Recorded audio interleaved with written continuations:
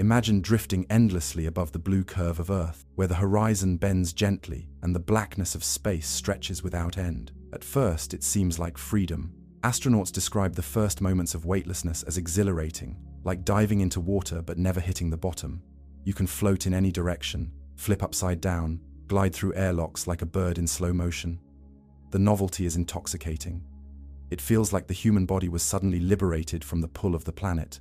But that illusion of freedom hides a truth that biology refuses to forgive.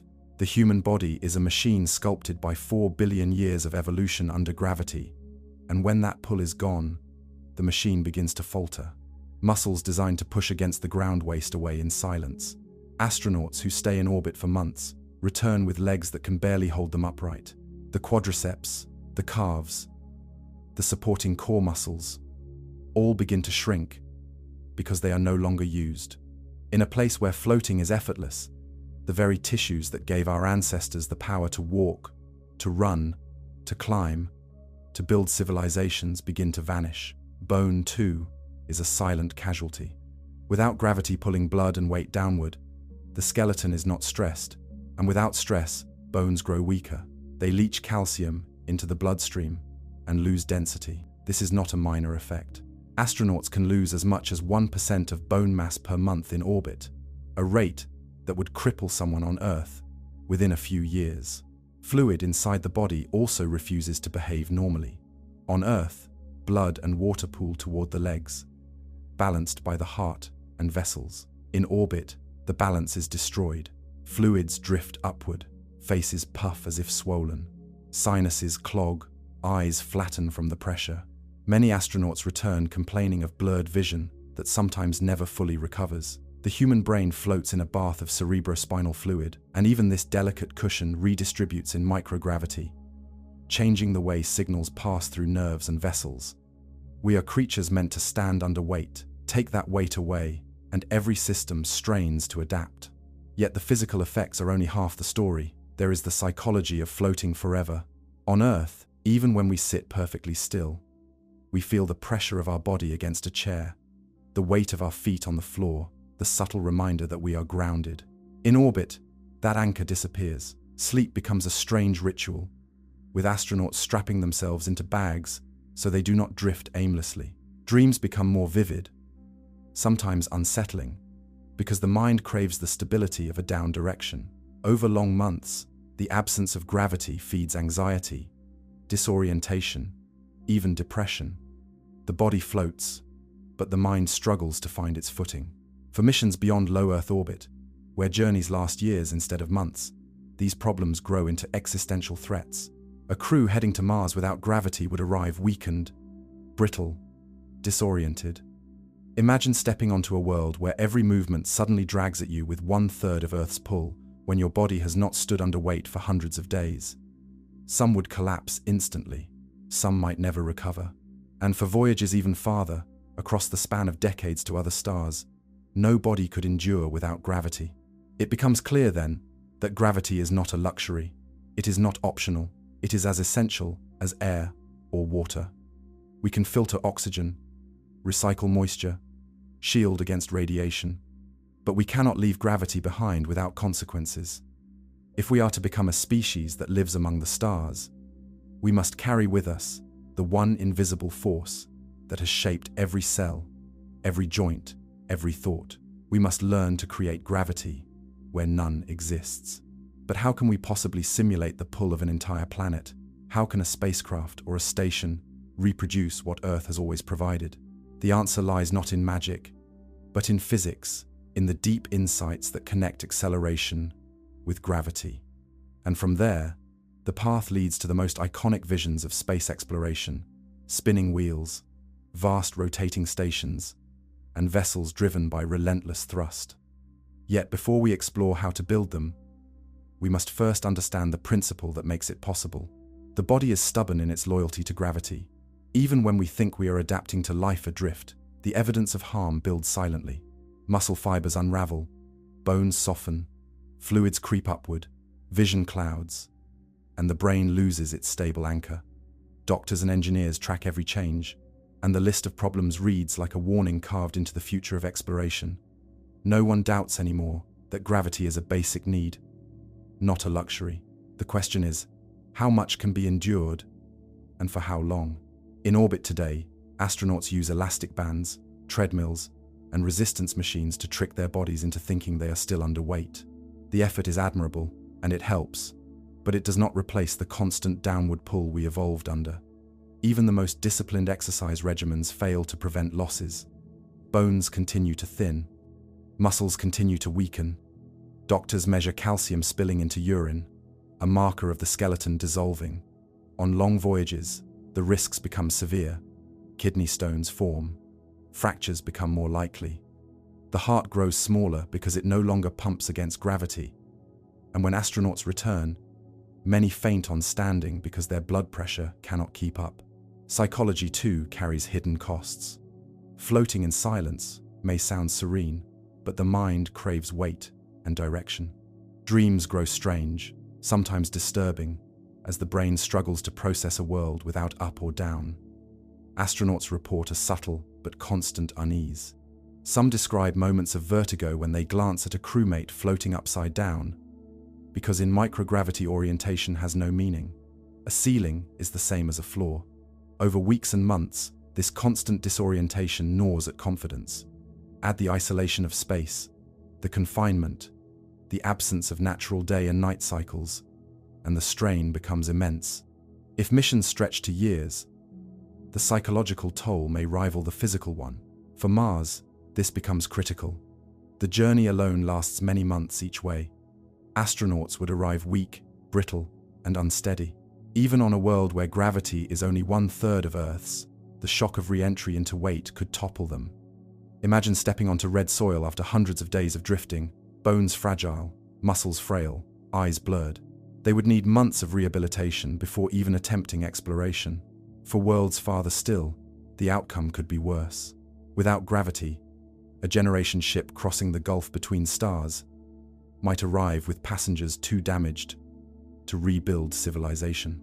This is why artificial gravity is more than a dream of science fiction. It is a requirement for survival.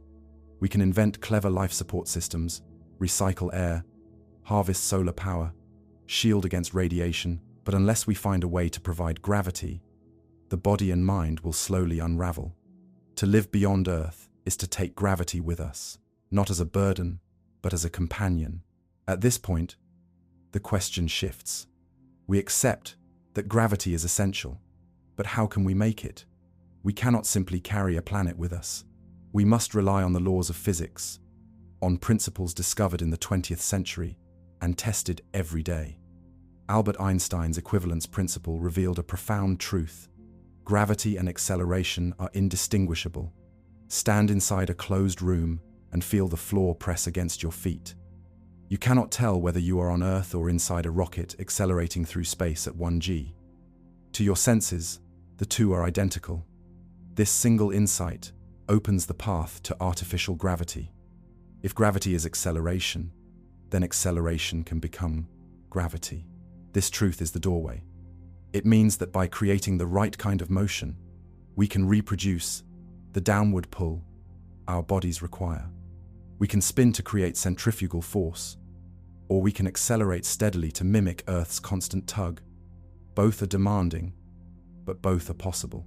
The challenge now is not to prove the concept, but to engineer it, to scale it from theory to vast rotating stations, or ships driven by relentless propulsion. Thus, the vision of the future takes shape. Imagine wheels the size of cities turning in orbit, or starships accelerating smoothly across interstellar voids. These are not fantasies, but answers to the problem of gravity. They are how humanity will carry its weight into the cosmos. But before we build them, we must first examine how this principle of acceleration becomes practical. And that journey begins with the simplest idea of all, the one that captured imaginations from the earliest days of space exploration: spin. The illusion of weightlessness is seductive, but physics leaves us no escape. The body is an Earth machine, tuned to the constant downward pull of 1 g, and the absence of that pull slowly dismantles us. We have followed this truth from muscles and bones to the mind itself, and we have seen why artificial gravity is not merely desirable, but necessary. Now, with the principle of equivalence in hand, we stand at the threshold of invention. To step forward, we must imagine how this knowledge transforms into real environments where people can live, work, and dream without decay. The simplest image is rotation. Picture a giant wheel turning slowly in the black silence of orbit. People inside walk along the inner rim, and what they feel as down is really the outward push of centrifugal force. Their bodies press against the floor just as if Earth were beneath them. Coffee sits comfortably in a cup. Beds hold sleepers in place. Children could grow. Bones could strengthen. Muscles could thrive. This is the heart of the classic idea, the vision that has haunted engineers and storytellers for a century. It is the image that appeared in drawings by pioneers, in novels of the mid-20th century, in the unforgettable scenes of 2001: A Space Odyssey. But before we leap into wheels and rings, let us pause and think carefully about why this solution captures the imagination so deeply. Rotation is not just elegant, it is practical. We do not need to create a magical force. We need only spin. The same way a car turns and pushes you sideways in your seat, a station can turn and press you against its rim. What makes this powerful is that the physics is simple, direct, and universal. We do not need exotic fuels or impossible energy. We need materials strong enough to endure the stresses, designs clever enough to distribute them, and the courage to build structures larger than anything humanity has ever attempted. Yet even here, the mind hesitates. To live inside a machine that spins fast enough to imitate gravity feels unnatural, perhaps even dangerous. Would it make us dizzy? Would it strain our senses? Would our bodies accept it? These questions remind us that gravity is not just a physical need, but a psychological one. If artificial methods cannot convince the mind, they cannot succeed. And so, from the very start, the dream of rotating stations has been bound to the problem of human comfort, of scale, of engineering. The path to artificial gravity is not a straight line. It is a spiral, looping between physics, biology, psychology, and imagination. Still, rotation remains our most vivid hope. Every time we look at images of future colonies in orbit, of O'Neill cylinders and Stanford Torrey, we are looking at this promise. We are looking at humanity's attempt to rebuild Earth's pull inside machines of steel and light. We are seeing not just engineering, but survival. For without gravity, the stars are unreachable. With it, they become our next home. And so Chapter 1 ends, where the true story of artificial gravity begins. We know the danger of floating forever. We know the need is absolute. We hold in our minds the principle that acceleration and gravity are one and the same. The next step is to see how the dream of spin, simple and eternal, becomes the foundation of our journey. The wheel turns, the ring glides, and within that motion lies the key to survival. The story now moves from the need for gravity to the first and most enduring way humanity has imagined creating it. The future begins with rotation. Picture yourself sealed in a windowless room. The walls hum faintly, the floor presses against your feet, and everything feels exactly as it should. There is weight, there is down. There is the familiar sense of gravity that has cradled you since birth. Now imagine someone opens the door and reveals the truth. The room is not on Earth at all. It is deep in the void of space, carried by a ship accelerating forward at 1G. What you feel pressing you to the floor is not gravity, but motion. And here lies one of the most profound revelations of physics. Albert Einstein called it the equivalence principle, and it forever blurred the line between two forces we once thought distinct. To him, the pull of gravity and the push of acceleration were one and the same. A person inside a sealed cabin could not tell the difference. Whether you are standing on Earth held by its mass or inside a rocket, accelerating at 1G, the sensations are identical. This single insight reshaped our understanding of the universe. It showed us that gravity is not a mysterious force pulling objects downward, but the warping of space-time itself. felt as acceleration by everything that moves through it. The elegance of this idea is astonishing. It means that if gravity is acceleration, then acceleration can serve as gravity. A rocket that thrusts forward at 1g would give its crew exactly the environment they need. Muscles would push against weight, bones would bear loads, blood would flow properly. The mind would once again feel the comfort of down. This truth is not an illusion or a trick. It is physics itself, a principle baked into the structure of the cosmos. Yet when we carry this thought into practice, challenges emerge. To sustain 1g for hours, days, or months requires relentless thrust. Engines must burn continuously, consuming unimaginable fuel. The power required to keep a ship under constant acceleration across interplanetary or interstellar distances is staggering. Even our most advanced rockets today provide thrust for only minutes before shutting down. To reach 1g for months would demand engines beyond anything humanity has yet built. Still, the principle stands. If we can build the propulsion, the reward is perfect. There would be no need for spinning habitats or compromises.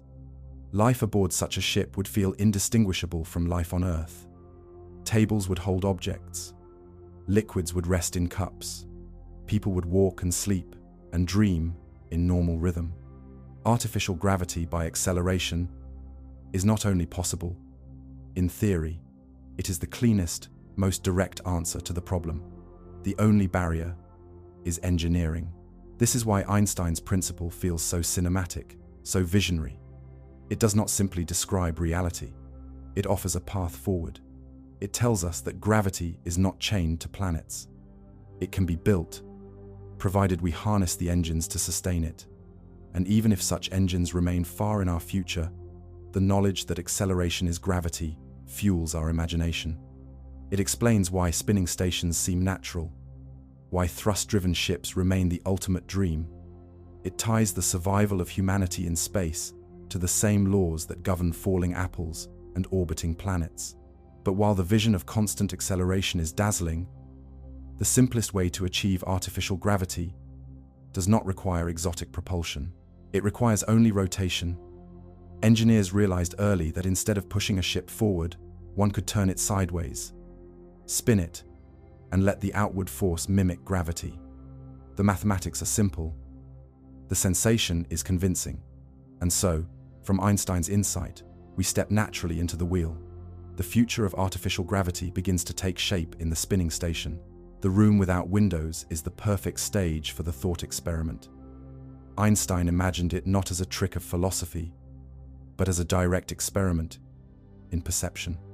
A person locked inside a small cabin would never be able to tell whether the floor pressing against their feet came from the mass of the Earth beneath them or the steady push of a rocket climbing through space. The fact that the experience is identical means the two are the same in essence. Gravity is acceleration. Acceleration is gravity. This realization pulled down the curtain that separated what we once thought of as distinct forces. Consider what this means for the universe itself. The planets circling the sun are not tugged by an invisible hand. They are riding curves in space-time created by the mass of the sun, forever falling along a warped geometry. When we feel weight on Earth, it is not a mysterious downward pull, but our bodies resisting the curve of space-time as the planet pushes back against us. This understanding is subtle but profound. It means that when we accelerate a ship, we are not simulating gravity, we are creating gravity. The dream of using this directly is intoxicating.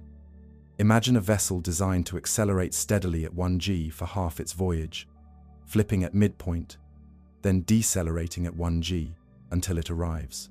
To its passengers, the ship would feel like Earth. There would be no disorientation, no drifting tools or floating droplets, no loss of muscle or bone. The journey would be comfortable, almost natural, as if the crew had carried Earth's pull across the void. Time itself would bend under such acceleration. Months would pass aboard the ship while years slipped by outside. The ship would become not only a sanctuary of gravity, but a cradle, moving through relativity itself. But the wall of practicality rises quickly. To accelerate a ship at 1G across interplanetary distances demands fuel in quantities we can barely imagine. Chemical rockets cannot even dream of this. Nuclear propulsion, fusion drives, even antimatter engines appear in theory as candidates, but each brings challenges that remain unsolved. Fusion has not yet been tamed. Antimatter is created only in pinpricks at colossal cost. And even if such engines existed, the sheer energy required to sustain 1G for months would be staggering. Still, the concept is not discarded. Engineers and visionaries see it as a guiding star, a destination for propulsion technology. If humanity is ever to send ships between stars, constant acceleration is likely the only way. The physics promise is too beautiful to ignore. With 1G of thrust, Mars becomes a destination of weeks instead of months. The outer planets become reachable in months instead of years. Nearby stars, impossibly distant with current methods, might become accessible within lifetimes if engines could sustain such performance. In this sense, acceleration as gravity is more than a curiosity of relativity. It is a map of the future. It shows us where propulsion must go if we are to become a spacefaring civilization. It reveals that gravity is not tied to Earth, but to motion itself. Every time we design a rocket, we are taking the first small steps toward building our own gravity, carrying it with us as naturally as we carry oxygen or water. Yet acceleration is an unforgiving master. Either you sustain it, or it vanishes the moment engines shut down. There is no middle ground. That is why the simpler path, the one we can reach with present technology, lies not in thrust, but in spin. For if gravity is acceleration, then turning in a circle is just another way to accelerate. Instead of burning endless fuel, a station can rotate and provide the same sensation. The body does not know the difference. The bones do not know the difference. The mind does not know the difference. This is where the concept of the spinning space station emerges. Elegant in its simplicity, haunting in its possibilities. And so the principle leads naturally forward. The windowless room becomes a wheel. The push of the rocket becomes the outward tug of rotation. The equivalence is complete, and the path toward artificial gravity is open. We are ready to step into the great designs of engineers and dreamers who turned this principle into architecture among the stars. The idea that gravity is acceleration changes everything about how we see our future in space. It tells us that weight is not a gift unique to planets, but a condition that can be built wherever we go, provided we can control motion. This truth is simple enough to describe in a classroom, yet its consequences stretch across centuries of exploration. It means the human species is not bound to Earth's pull. It can manufacture its own. Think of a ship leaving Earth, its engines lighting with relentless fire, pushing the hull forward at 1G. Inside, the crew feels nothing unusual. They brew coffee, they walk along corridors, they sleep in beds. But step outside, and you would see the ship hurtling faster and faster, bending space-time, slicing through the black ocean of the cosmos. To the people within, acceleration is gravity. To the universe beyond, it is motion at ever-increasing speed. And as they travel, time itself runs differently, a reminder that acceleration and relativity cannot be separated. Days for the crew become weeks, for those back on Earth, then months, then years. The equivalence principle is not just about comfort. It is about the very fabric of reality. This is why constant acceleration is often described as the ultimate goal for interstellar travel. If humanity can solve the puzzle of engines powerful enough, reliable enough, efficient enough, then voyages across the solar system become practical. Mars could be reached in a handful of weeks, Jupiter in a matter of months. Even the nearest stars, impossibly distant under current propulsion, might fall within reach in lifetimes rather than millennia. A ship under steady thrust at 1G becomes both a sanctuary and a time machine, protecting its passengers with gravity while carrying them faster than any dream of the 20th century ever imagined. Yet we must remain honest. The gulf between principle and engineering is vast. The energy required is staggering, beyond our current technologies by many orders of magnitude. We cannot yet harness fusion in controlled form. We cannot yet produce antimatter in useful quantities. We cannot yet bend space-time with exotic drives. For now, constant acceleration remains a vision, a North Star that guides imagination but eludes our grasp.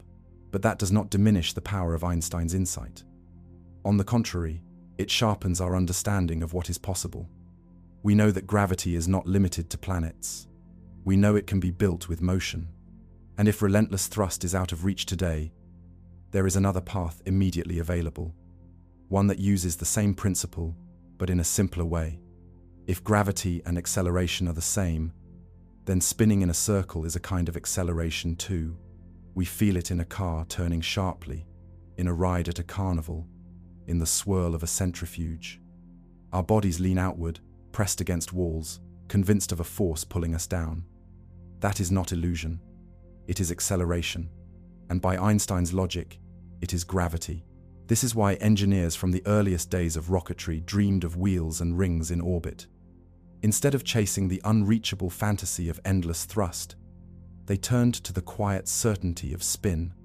A station that rotates creates outward acceleration, and the people inside feel it as down.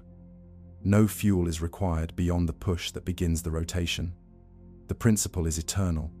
The only limits are the strength of materials, the stability of design, and the comfort of the humans within.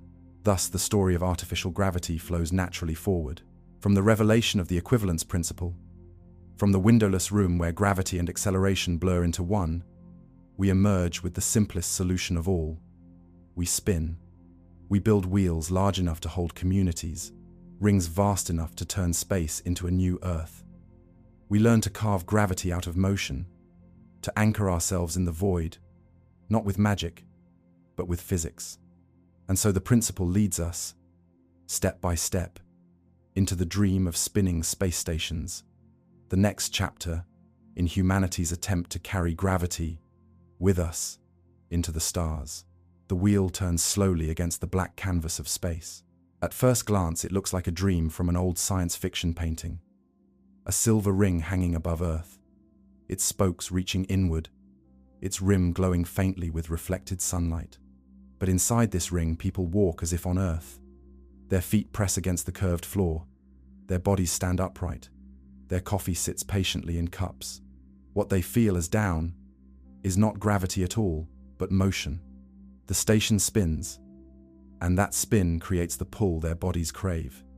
It is the most iconic image of artificial gravity, and it has haunted the imagination for over a century. The idea of spinning to create gravity is older than the space age itself. In the early 20th century, visionaries sketched wheels in orbit. Their designs simple, but profound.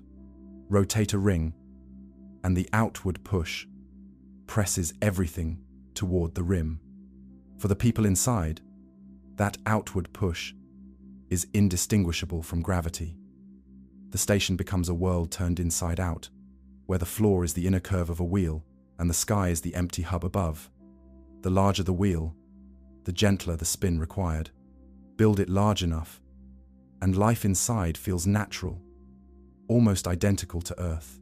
By the mid-century, designs became bold. Wernher von Braun, the engineer who carried rockets from dreams to reality, proposed vast orbital wheels, 300 feet across, housing laboratories and living quarters. These stations would turn slowly, just enough to give the crews weight. Later, physicist Gerard O'Neill expanded the vision into cylinders miles long, rotating to create whole landscapes on their inner surfaces. The O'Neill cylinder was not just a station but a world, complete with fields, rivers, towns, all under the gentle pull of rotation. The Stanford Torus, another design from the same era, pictured a giant ring wide enough to house tens of thousands, its rotation producing Earth-like gravity across its rim. In every case, the principle is the same. Rotation is acceleration. Acceleration is gravity. By spinning a structure, you create a floor, a down, a sense of home. The elegance of the idea lies in its simplicity. Once the station is set spinning, no continuous energy is required to maintain the illusion. The physics does the work. It is a solution written into the very laws of motion. And beyond theory, the vision has already been immortalized in culture. In the film 2001: A Space Odyssey, Stanley Kubrick gave audiences one of the most unforgettable images of science fiction: a giant wheel turning in orbit, classical music echoing as ships drifted past. Later, the television series The Expanse portrayed smaller but grittier versions, spinning ships and stations where crews walked naturally under artificial weight. These images resonate not because they are fantasy, but because they are so plausible. They feel like glimpses of what could be, previews of humanity's actual future. Yet behind the elegance of the spinning wheel lies challenge. For all its beauty, the engineering is complex. The stresses on the rim grow enormous as the size increases. The materials must endure constant tension, spinning forever without failure. The speed of rotation must be balanced carefully. Spin too slowly with too small a radius, and the pull feels uneven. Spin too quickly, and the human body rebels with dizziness and nausea. Engineers must balance physics, biology, and psychology to build a station that does not merely work but feels like home. Still, the wheel endures as the most convincing vision of artificial gravity. It requires no exotic technology, no impossible propulsion, no speculative breakthroughs. It uses only the laws of motion we have known since Isaac Newton. That is why it appears again and again in designs, novels, films. It is the embodiment of Einstein's principle, the direct translation of acceleration into gravity. If we are ever to build permanent homes in space, the first may well be spinning. But even as the idea captures imaginations, questions remain. How fast must we spin? How large must the ring be? What stresses will it endure? And most importantly, can the human body truly adapt to life inside a turning world? The answers lead us to the problems of rotation, the headaches that follow the dream. For in the physics of spinning stations lies a hidden complication, one that could turn elegance into discomfort and vision into vertigo. The great wheel in orbit is more than an elegant sketch. It is a working translation of physics into architecture, an attempt to anchor human life in the void. Engineers have returned to this vision again and again, refining the shapes, debating the scales, testing the limits of materials.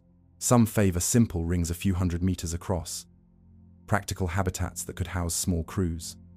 Others dream of cylinders kilometers long, their interiors transformed into vast landscapes, complete with rivers, forests, and towns spread along the curve of the walls.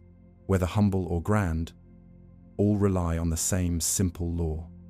Rotation is acceleration, and acceleration is gravity.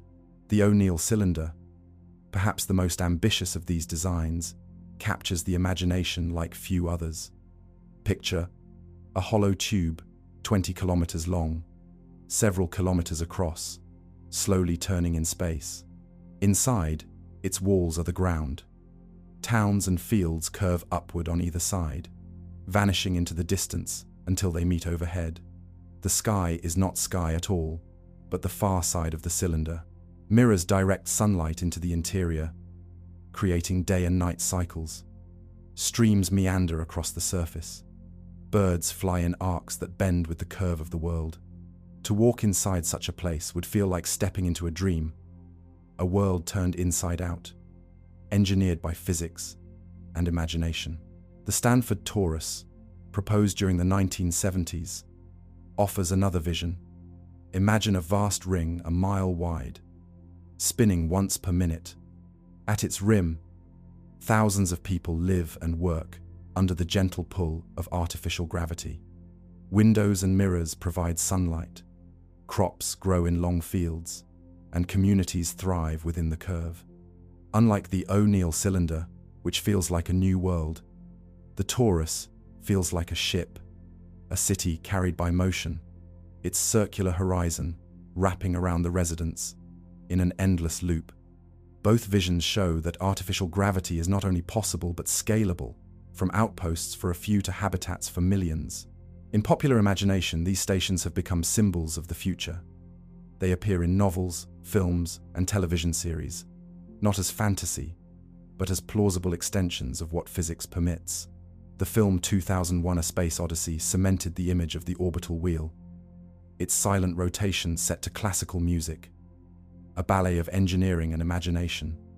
Later, stories like The Expanse showed smaller, grittier versions, spinning ships where crews labored in environments that felt natural under artificial pull.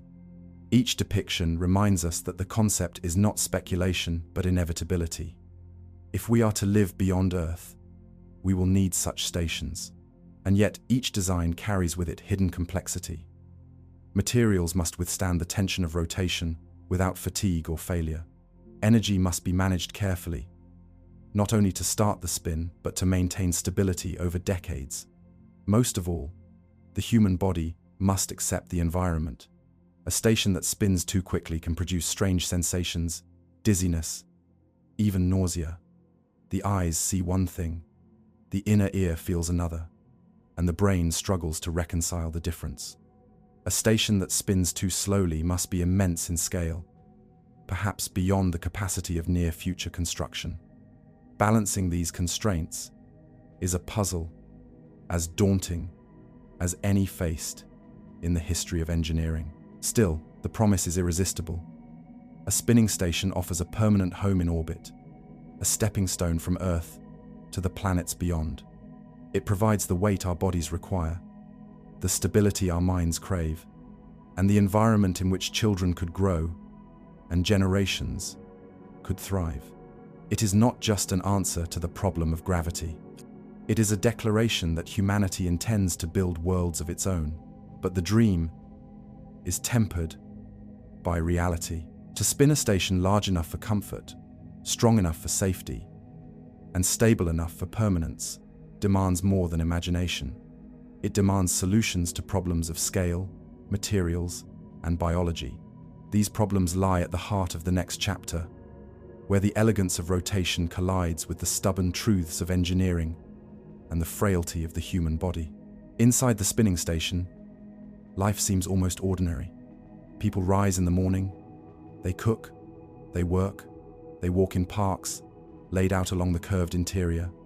Yet, if you pause and look up, you see the strangest sight of all. The ground does not stretch flat into the distance, but rises, curving overhead until it disappears above. On the far side, other people walk upside down, their feet pressed against a floor that is also a wall.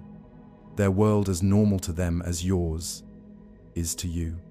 It is a reminder that the pull you feel is not the gravity of a planet, but the acceleration of rotation. The world has been rebuilt, reshaped, carried by motion alone. This vision is at once beautiful and unsettling. It demonstrates how deeply we depend on gravity and how clever we must be to reproduce it. But living inside such a machine is more than an engineering challenge. It is an experiment in human psychology.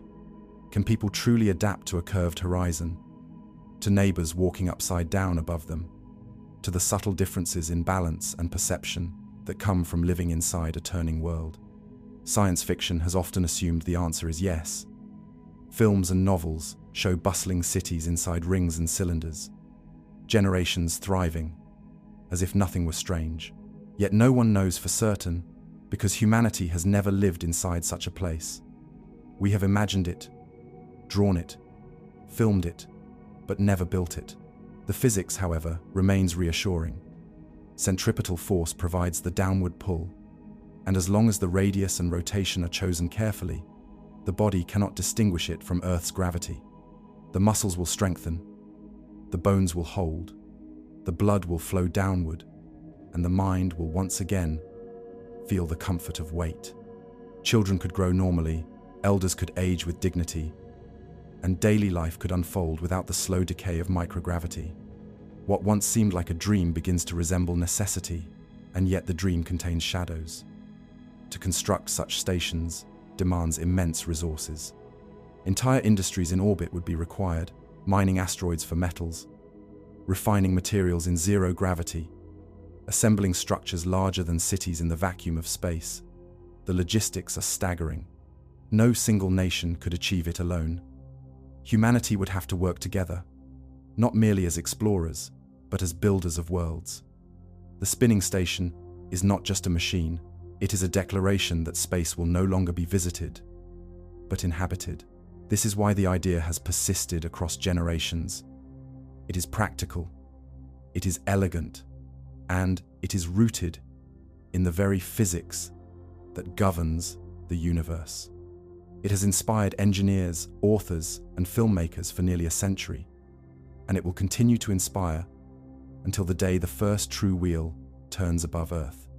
But before we rush ahead to construction, we must confront the problems that lie within the very motion that makes it possible. Rotation is simple in principle, but in practice it brings complications. The human body is not always kind to spinning environments. The forces that hold a station together can also tear it apart. The trade-offs between size and speed, comfort and cost, elegance and reality cannot be ignored. Thus, the wheel that seems so perfect reveals its hidden flaws. The same rotation that creates gravity also creates disorientation, strain, and limits that must be faced. These problems do not end the dream, but they shape it, reminding us that physics is both an ally and a stern judge. To understand artificial gravity fully, we must step now from the elegance of spinning stations into the difficulties they bring. The next part of the story belongs to the problems of rotation. The dream of the spinning station seems so effortless.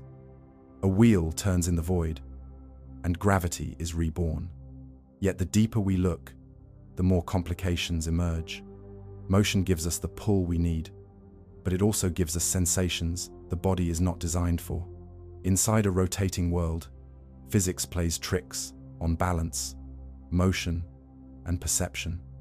The most elegant solution becomes tangled with the frailties of biology and the stubborn truths of engineering. Imagine walking across the rim of a small rotating station. You lift a cup to your mouth, but as you turn your head, the liquid inside seems to slosh sideways. You throw a ball straight ahead, but it curves strangely, veering from the path you expected. You move your arms quickly, and dizziness sweeps through you, as if the air itself tilted beneath your skin. These distortions are born of the Coriolis effect, the force that appears in rotating frames of reference. On Earth, it shapes the spin of storms and ocean currents. Inside a station, it shapes your every step and motion. The inner ear, which tells the brain how the body is moving, becomes confused. When you tilt your head, the signals no longer match what your eyes see. The result is disorientation, nausea, sometimes even vertigo, strong enough to incapacitate. The severity of these sensations depends on the size of the station and the speed of its spin. A small ring must rotate quickly to generate enough force to mimic gravity, but rapid spin exaggerates the Coriolis effects. A larger station can spin more slowly, producing gentler and more natural forces, but such a structure demands immense resources to build. This trade-off is fundamental. Comfort requires size, but size requires engineering on a scale humanity has never attempted. Beyond human perception lies the challenge of structure. A wheel spinning to create gravity must endure tension that grows with its radius and its speed. The rim is pulled outward, straining every beam and joint. In an O'Neill cylinder many kilometers long, the forces would be colossal, greater than anything we have ever built. Materials must not only resist breaking, but must endure fatigue over decades. A single flaw in design or construction could lead to catastrophe. The physics is simple, but the scale is punishing. Energy, too, becomes a problem. Once a station is spinning, little energy is required to keep it in motion, but starting that spin is no small feat. The mass of a ring or cylinder would be immense, and the momentum required to set it turning could rival the output of entire power plants. Balancing the spin, keeping it stable, preventing wobble or precession, would demand constant monitoring. Even a small imbalance could grow over time, shaking the station, stressing its structure, and threatening its survival. And yet perhaps the greatest challenge is psychological. To live in a world where the ground curves upward into the sky, where motion plays tricks on every movement, where neighbors walk upside down above you, is not something the human mind has experienced before. Would children adapt naturally, their senses rewired from birth, or would the strangeness of a curved horizon breed unease across generations? We cannot know until we build such places. These problems do not destroy the vision of rotating habitats, but they temper it. They remind us that artificial gravity by spin is not a perfect solution but a compromise. It is elegant, but it is limited. It is practical, but it is demanding. And so engineers weigh the options, searching for balance between size and speed, comfort and cost, vision and reality. For some, the headaches of rotation seem insurmountable, and they turn instead to the dream of linear acceleration, where gravity comes not from spin, but from thrust. In the search for artificial gravity, this is the turning point. If rotation is too small, too dizzying, too difficult to build, perhaps we should look to engines instead. Perhaps the future lies not in wheels, but in ships that accelerate smoothly, carrying their own gravity across the stars. And so, from the problems of spin, the story moves onward, toward the possibility of thrust as gravity itself. The wheel that spins to create gravity is a marvel of simplicity, but its elegance unravels under closer inspection. The very rotation that promises to hold us to the floor is the same motion that can unseat the senses, distort movement, and test the limits of construction. To imagine life inside such a place is to recognize that every advantage carries a cost. The Coriolis effect is not some abstract law hidden in textbooks. It is a sensation that any astronaut in a rotating station would feel instantly. Throw a ball upward, and it veers sideways. Walk in a straight line and your path curves. Turn your head quickly, and dizziness surges like a wave. These disorientations are not illusions. They are the direct consequence of living in a world where your frame of reference spins beneath you. The inner ear, sensitive to acceleration, sends signals that no longer match the eyes. The result is vertigo, nausea, sometimes even incapacity. To some people, the effect may fade as the brain adapts. To others, it may linger indefinitely. Engineers attempt to blunt these effects with scale. The larger the station, the slower it needs to spin to generate 1G. Slower spin means weaker Coriolis forces, gentler transitions, more comfort. But scale demands material strength on a level humanity has never mastered.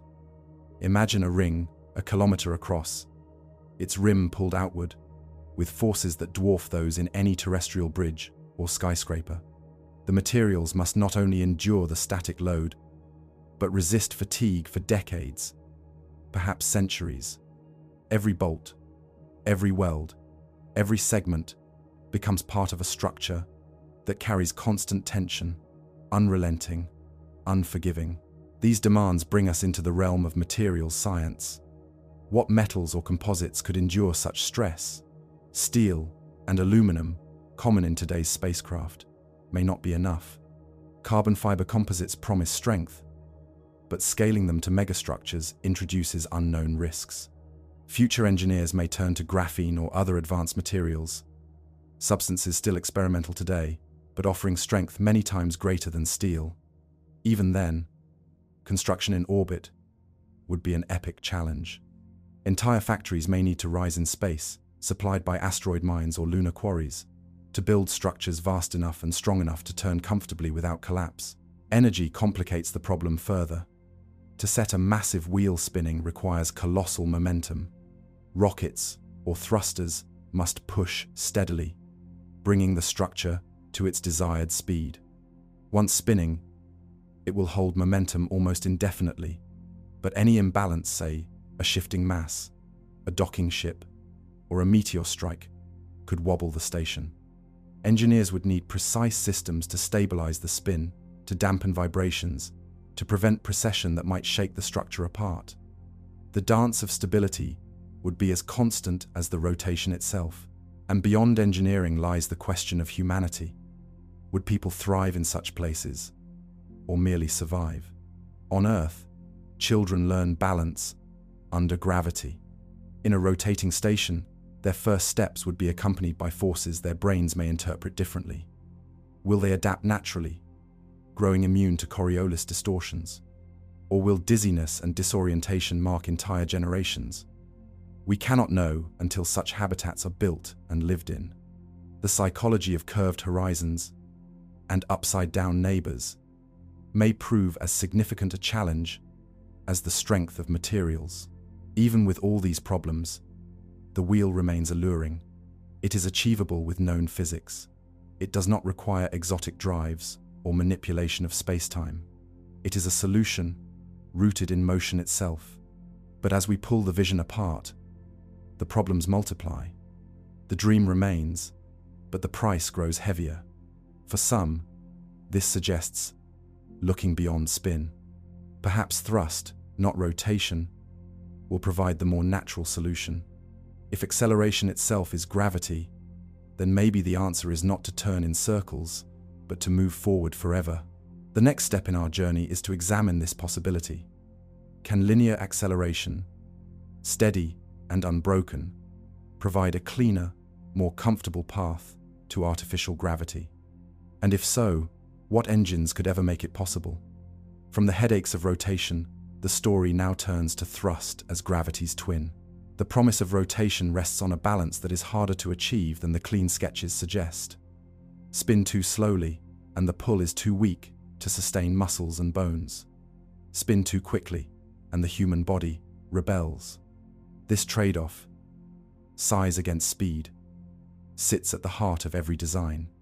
A small station might be practical to build, but to generate 1G, it would need to rotate so fast that residents would be constantly dizzy, their inner ears overwhelmed by Coriolis forces.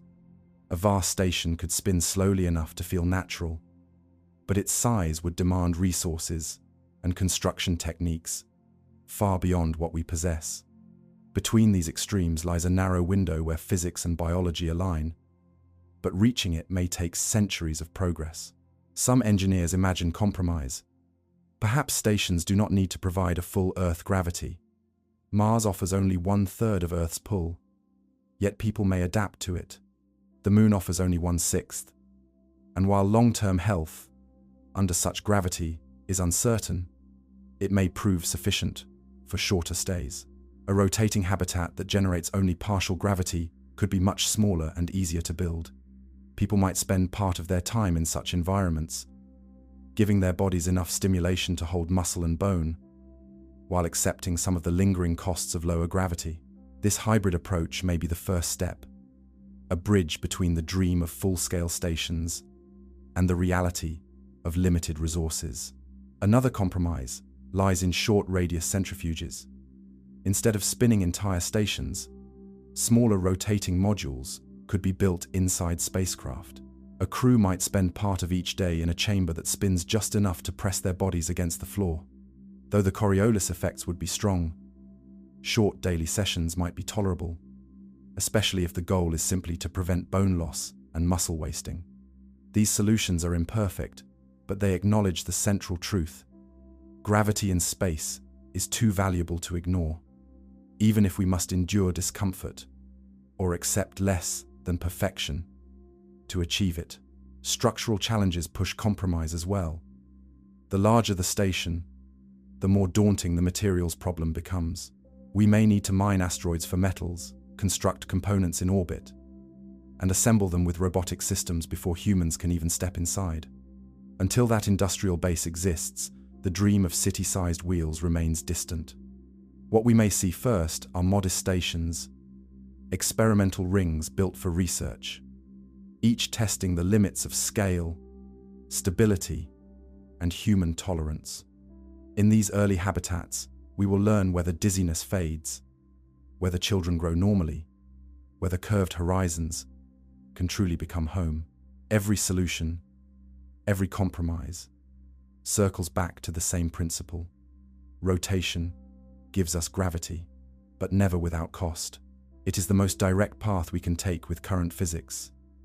Yet it is also fraught with limitations. These problems do not erase the vision, but they remind us that gravity in space is not free. We must pay for it with size, with engineering, with adaptation.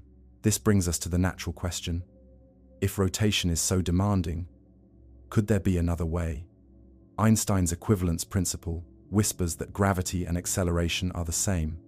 If constant spin brings headaches, then perhaps constant thrust offers relief.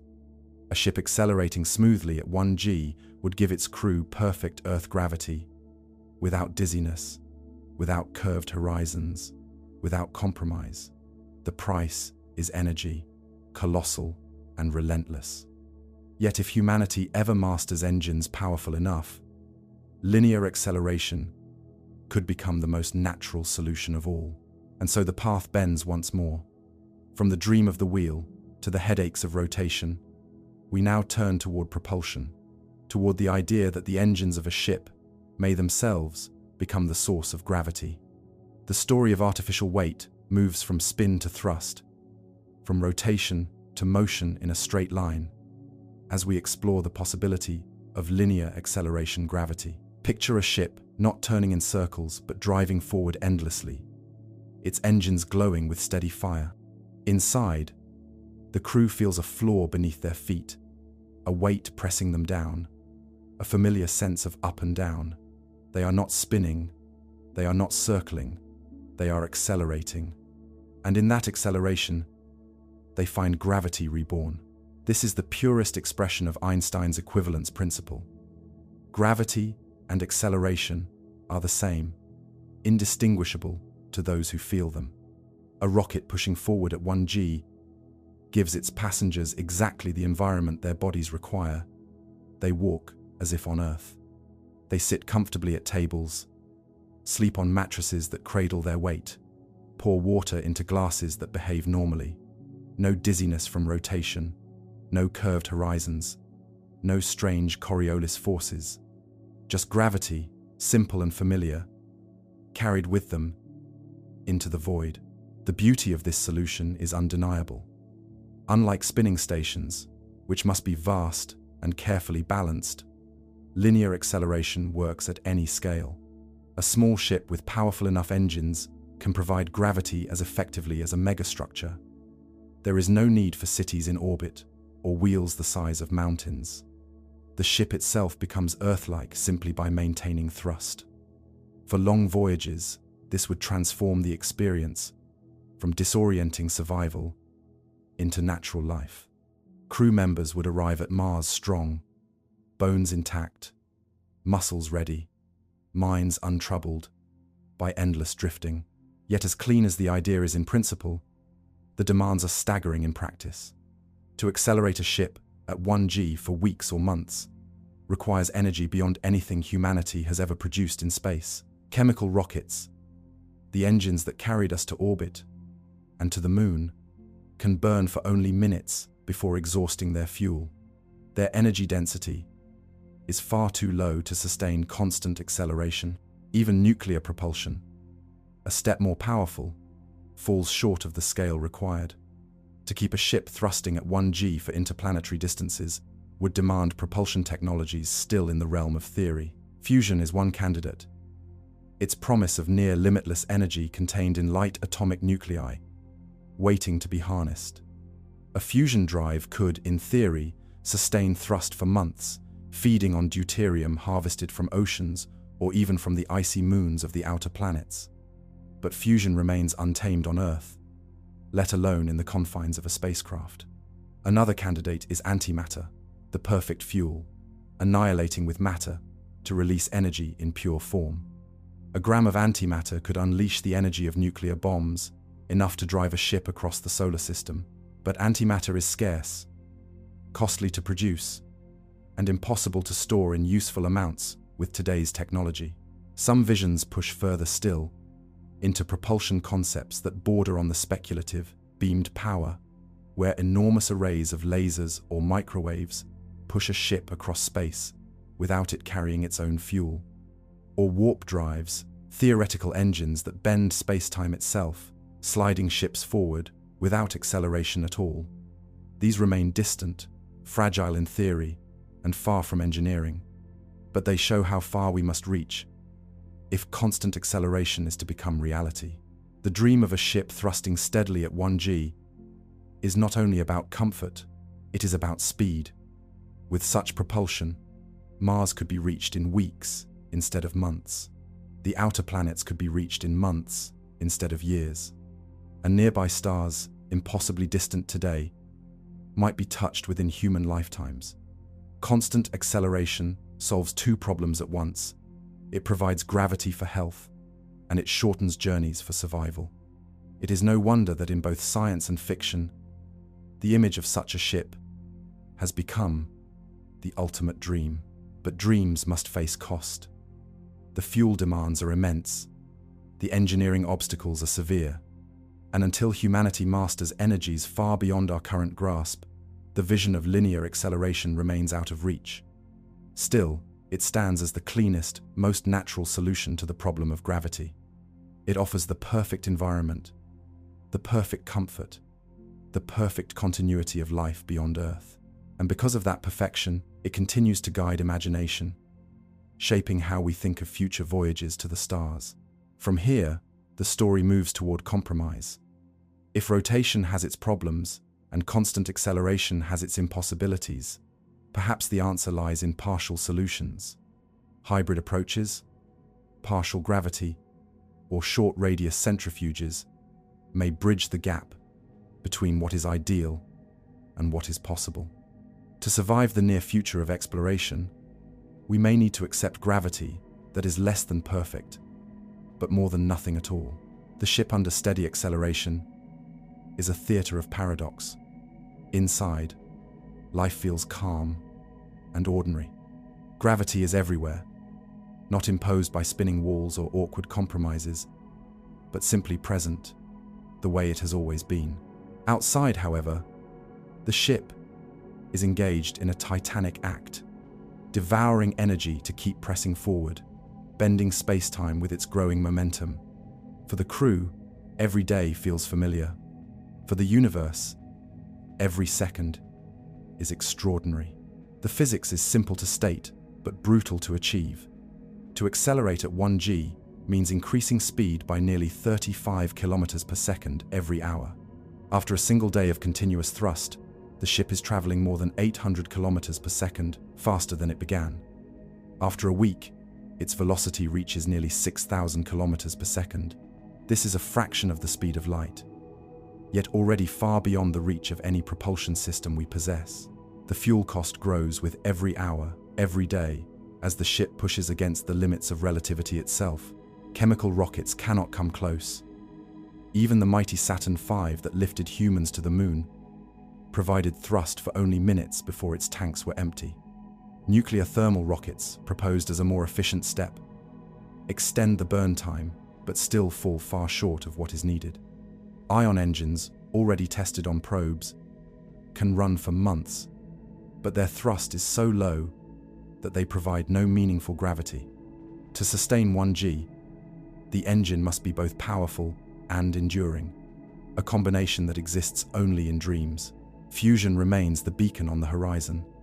The power that fuels the stars promises a path to long-lasting thrust if we can ever master it. Concepts like the Daedalus project in the 1970s imagined fusion-driven starships accelerating steadily, carrying their own gravity across light years. More recent proposals like inertial confinement or magnetic confinement fusion hint at possibilities, but no design has yet crossed from experiment to reality. The gap is vast, yet the prize is undeniable, a drive that could burn for months, providing the gravity of Earth and the speed of dreams. Antimatter tempts with even greater promise. Every collision of matter and antimatter releases pure energy, far more efficient than any chemical or nuclear reaction. A handful of grams could propel a ship to interplanetary speeds while maintaining thrust for days or weeks. But antimatter remains a substance more mythical than real. Our accelerators can create it only in microscopic quantities at astronomical cost. Storing it safely is another unsolved challenge, for a single contact with ordinary matter would annihilate both in a flash of energy. For now, antimatter belongs more to the pages of speculative physics than to the blueprints of engineers. Other visions stretch further still. Beamed power proposes that enormous laser arrays on Earth or in orbit could push ships across space with light itself. Such ships would carry no fuel, relying instead on a constant stream of energy directed from afar. If perfected, they could accelerate at 1G indefinitely. But the scale of infrastructure required dwarfs anything we have ever built. A fleet of orbiting solar stations larger than nations would be needed. Their beams aligned perfectly, with ships traveling for years. Warp drives, the most daring of all, bypass the question entirely by reshaping space-time. Instead of accelerating, the ship rides a bubble of distorted geometry, gliding through the universe, while inside the bubble, no thrust is felt. It is the ultimate expression of theory, tantalizing but remote. For those aboard a ship that could truly sustain 1G, the experience would be transformative. Voyages would feel like extensions of life on Earth. People would walk, work, and sleep as if never having left the ground. Children could be born in space, their bones and muscles forming naturally under steady weight. Journeys would be faster, safer, healthier. Gravity would no longer be tied to a planet, but carried like air or water, a condition of life itself. The psychological comfort alone would be priceless. No more drifting endlessly. No more strapping to walls to sleep. No more strange dreams of floating forever. The crew would step off their ship strong, ready, whole. But even with all this beauty, reality presses in. The energy barrier is immense. The technologies are untested. The infrastructure required borders on science fiction. For the foreseeable future, constant acceleration remains a dream deferred. That is why many researchers look instead to partial solutions, accepting less than perfection in exchange for practicality. Artificial gravity does not need to be flawless to save lives. Even partial measures may protect bone, muscle, and mind. And so from the dream of thrust, the path turns once more toward compromise, into the realm of partial gravity solutions. The ship that accelerates forever at 1G is the purest answer to the problem of weightlessness. Yet it remains a dream, pressed hard against the wall of physics. The idea is irresistible because it offers perfection. No dizziness, no compromise, no curved horizons to unsettle the mind. Just gravity, steady and familiar, carried across the stars. But like all perfect things, it is costly. When engineers compare acceleration to rotation, the contrast is sharp. A spinning station provides gravity without fuel, demanding only the effort to begin its turn. Once in motion, it can spin for centuries with only minor adjustments. Its challenge is scale and comfort, not energy. A thrust-driven ship, by contrast, provides comfort with elegance, but at an astronomical energy price. It would burn through fuel stores larger than cities, demanding engines that do not yet exist. Rotation trades dizziness for practicality. Acceleration trades practicality for perfection. Neither path is without burden. The choice depends on purpose. For permanent colonies, rotation may always be the answer, because once built a wheel or cylinder offers stability for generations. For voyages, acceleration is the dream, because it transforms travel into a natural experience. A ship that thrusts at 1G does not just mimic Earth. It shortens distances, folds time, makes Mars a neighbor and Jupiter a destination within reach. But until we master engines of extraordinary power, it remains out of grasp. Perhaps the future lies in a mixture of both. A ship could accelerate for part of its journey, coasting under rotation for the rest. A station could combine small centrifuges with low thrust maneuvers, easing the strain on both body and machine. Gravity in space may not be one solution, but many, stitched together from compromise, shaped by what resources and physics allow. Even partial measures, half gravity, one-third gravity, short bouts in spinning modules may prove enough to preserve health. For now, we live in the tension between dreams and reality. Rotation is achievable, but flawed. Acceleration is perfect, but impossible with today's engines. Between them lies the spectrum of compromise, the space where real exploration will take its first steps. What matters is not that we solve the problem in one leap, but that we begin. Even imperfect gravity is better than none. Even a fraction of Earth's pull can protect muscles, bones, and minds.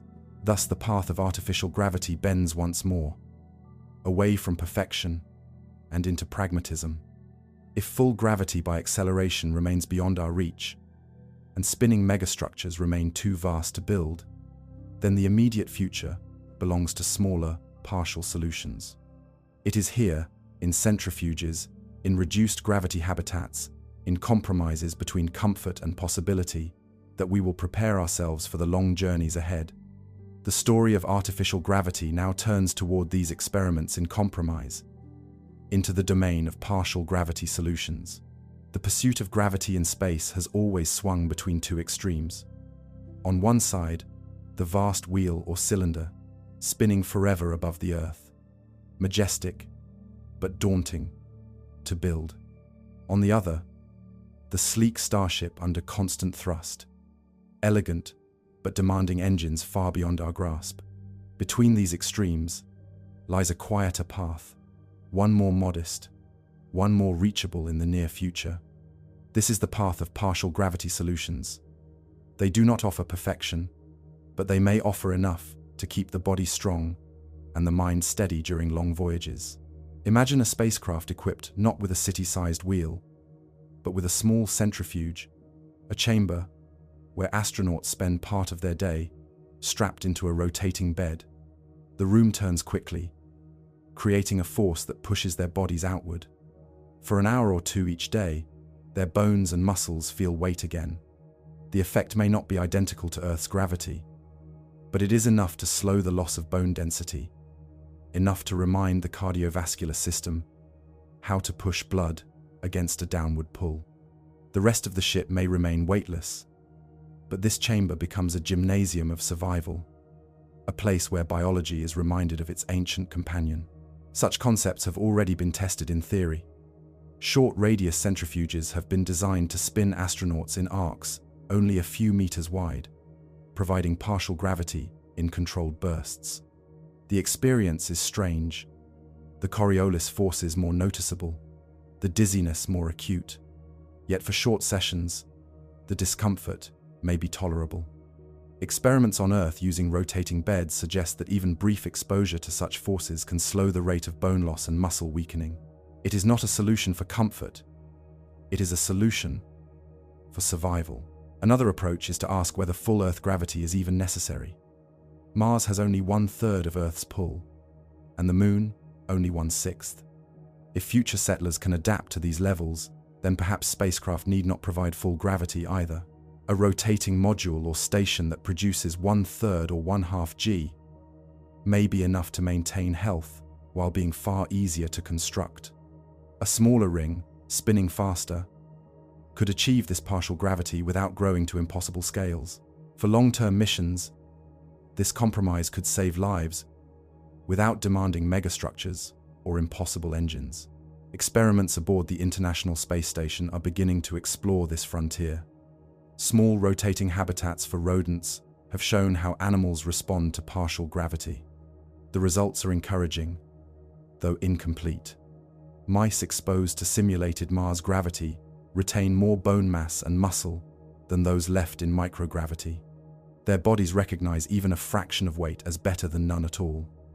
If humans respond the same way, then the path forward may not require perfection, but only enough. A future crew bound for Mars might live in a spacecraft where most of the journey is weightless, But with time scheduled in a rotating module each day, they would arrive weakened, perhaps, but not broken. Partial gravity is also a bridge to permanence. If humanity is ever to settle Mars, the Moon, or rotating stations, we must understand how much gravity is enough. Will children grow normally under 1/3 g? Will bones adapt across generations to 1/6 g? These questions have no answers yet, but partial gravity solutions will provide them. Every experiment, every centrifuge session, every animal habitat spinning in orbit adds to the knowledge we need to survive beyond Earth. This is the heart of compromise. Partial gravity does not promise comfort. It does not promise perfection. It promises possibility. It is a way to live in space with the tools we have, a way to keep bodies strong enough for exploration, minds steady enough for long missions, and knowledge growing enough for the next step. It is the space between dreams and reality, where humanity learns how to stretch without breaking. But even these compromises raise new questions. How do we design spacecraft that integrate centrifuges without wasting mass and energy? How do we balance partial solutions with the demands of long voyages? And most importantly, how do we test these ideas with real people, not just in laboratories, but in orbit itself? To answer, we must look to the experiments of today, the tests already underway, where agencies on Earth are beginning to explore the science of artificial gravity in practice. The future of survival beyond Earth may begin not with grand colonies or interstellar drives, but with humble prototypes spinning quietly above us. Partial gravity is a compromise born of necessity, but it is also a scientific frontier. To know how much weight the human body truly requires, we must test it. On Earth, this is difficult, for gravity cannot be switched off. Researchers rely on analog experiments, like bed rest studies, where volunteers lie tilted downward for weeks or months, mimicking the fluid shifts of space. These studies reveal much about muscle loss, bone weakening, and cardiovascular strain, but they cannot reproduce the absence of gravity itself. Only in orbit can we discover the answers. That is why agencies have begun to design and test rotating habitats, even on small scales. The International Space Station has already hosted experiments using centrifuges for plants and animals. Tiny habitats have spun rodents at simulated levels of Mars and Moon gravity. The results are clear. Even a fraction of Earth's pull preserves more health than weightlessness.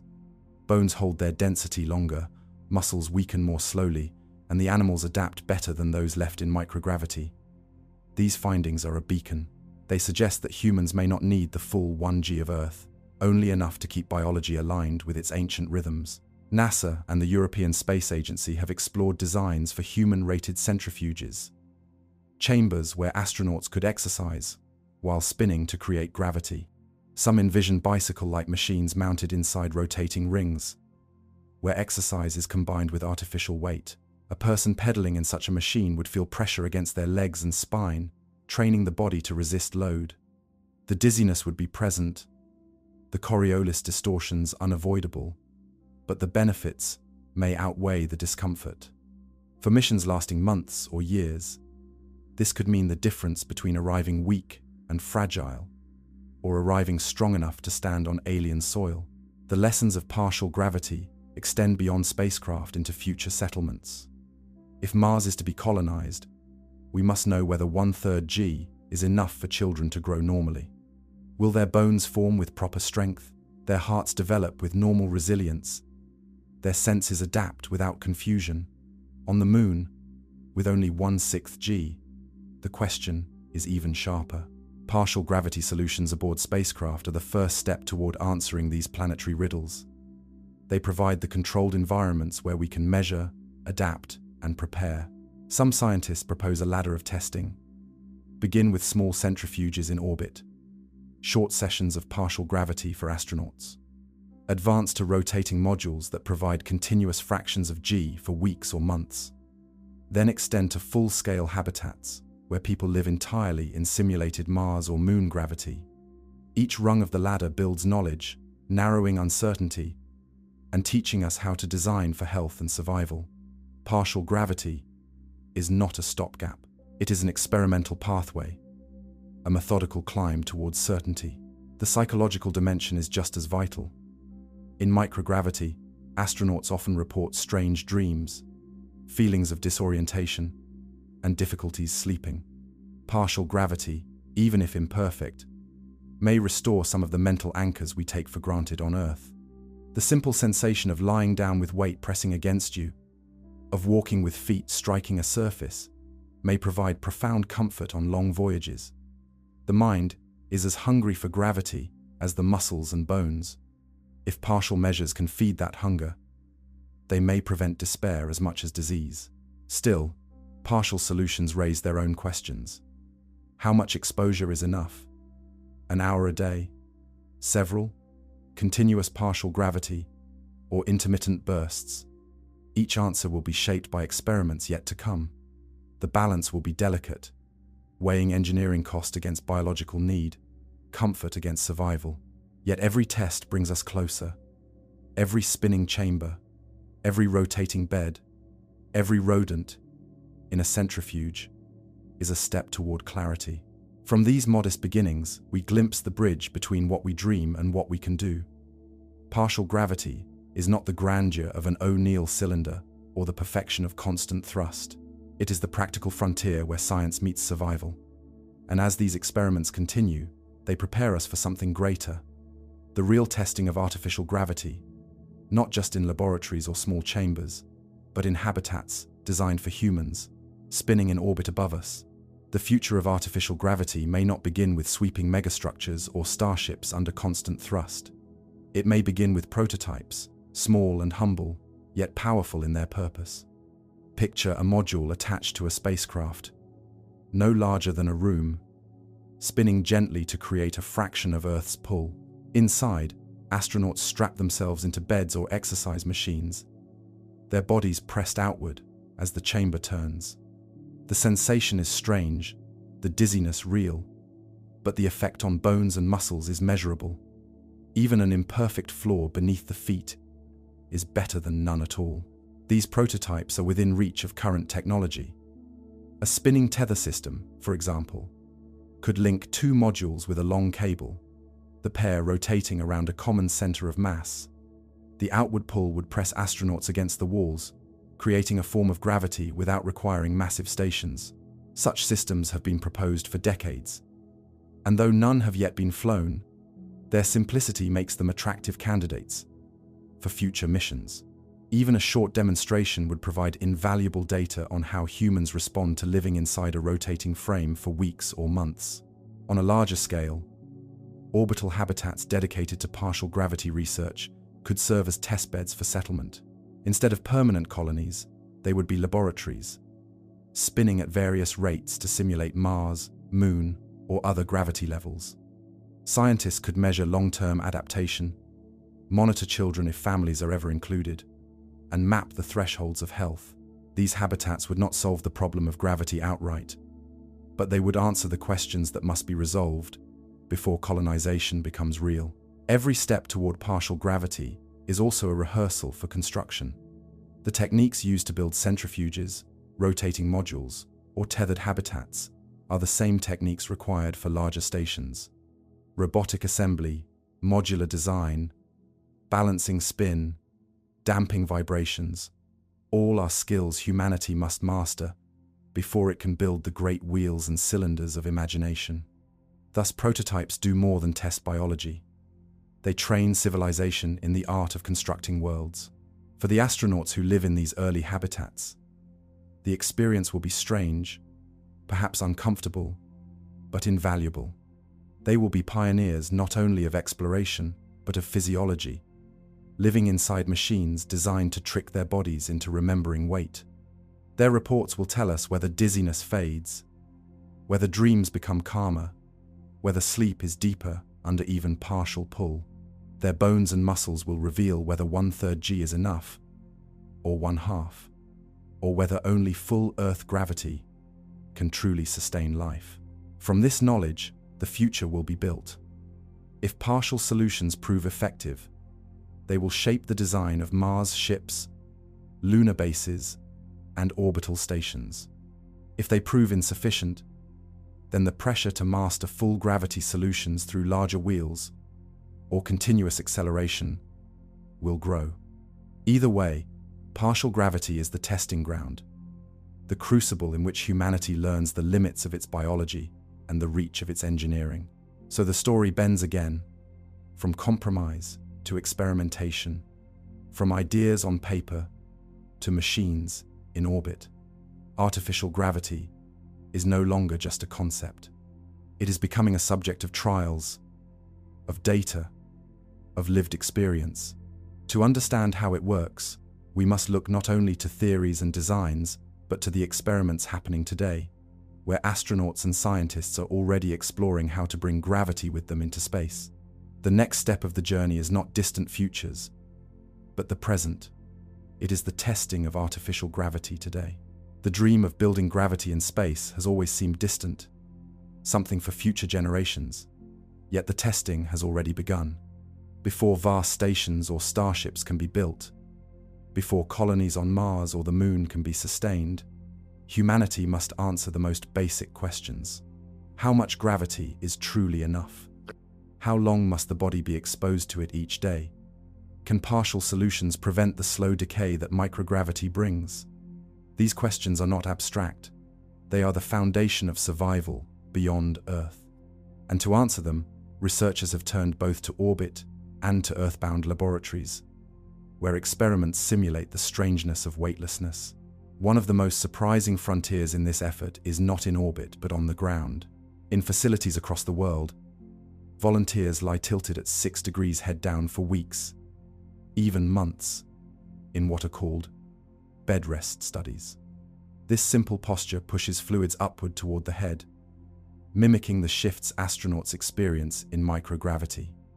Over time, the volunteers' bones thin, their muscles shrink, their cardiovascular systems weaken.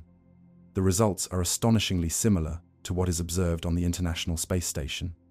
By confining themselves to these beds, these volunteers become pioneers of artificial gravity research, their bodies teaching scientists how weightlessness corrodes health and how spinning or loading might reverse it. In some of these studies, the volunteers are placed in short-radius centrifuges that spin them for periods each day. The sensation is not comfortable. The Coriolis forces make heads swim and stomachs churn, yet the data show that even short exposure to centrifugal force slows the loss of bone and muscle. These experiments reveal the possibility that astronauts on long voyages may not need full gravity around the clock. Scheduled sessions in artificial fields may be enough to preserve their bodies. Such knowledge shapes how future spacecraft will be designed, for a small centrifuge is far easier to build than a vast wheel. Meanwhile, in orbit itself, experiments are steadily gathering data. On the International Space Station, rodents have lived in spinning habitats that simulate Mars gravity and Moon gravity. The results are clear. Mice kept in simulated gravity retain more bone density and muscle strength than those drifting weightless. Their bodies recognize even a fraction of weight as better than none. These animal studies are vital because they hint at what future human crews might experience on Mars or the Moon. If even 1/3 G is enough to sustain health, the challenges of colonization become less daunting. NASA and ESA have both developed plans for human centrifuge modules, though none have yet flown in space. These would be rotating chambers inside larger spacecraft, designed to spin astronauts daily for exercise under artificial load. Engineers envision bicycle-like machines or running tracks inside spinning rings, where every movement is made heavier by centrifugal force. The hardware is complex, the experience likely uncomfortable, but the principle is sound. With these devices, a Mars crew could protect itself during months of transit, arriving stronger and more capable on the red planet. The most important lesson from all these experiments is that artificial gravity is no longer theory. It is an active subject of research, tested on volunteers and animals, designed into hardware waiting for deployment. Each study brings clarity to the questions that once seemed abstract. How long must one be exposed each day? How strong must the pull be? How do partial gravities compare to full Earth load?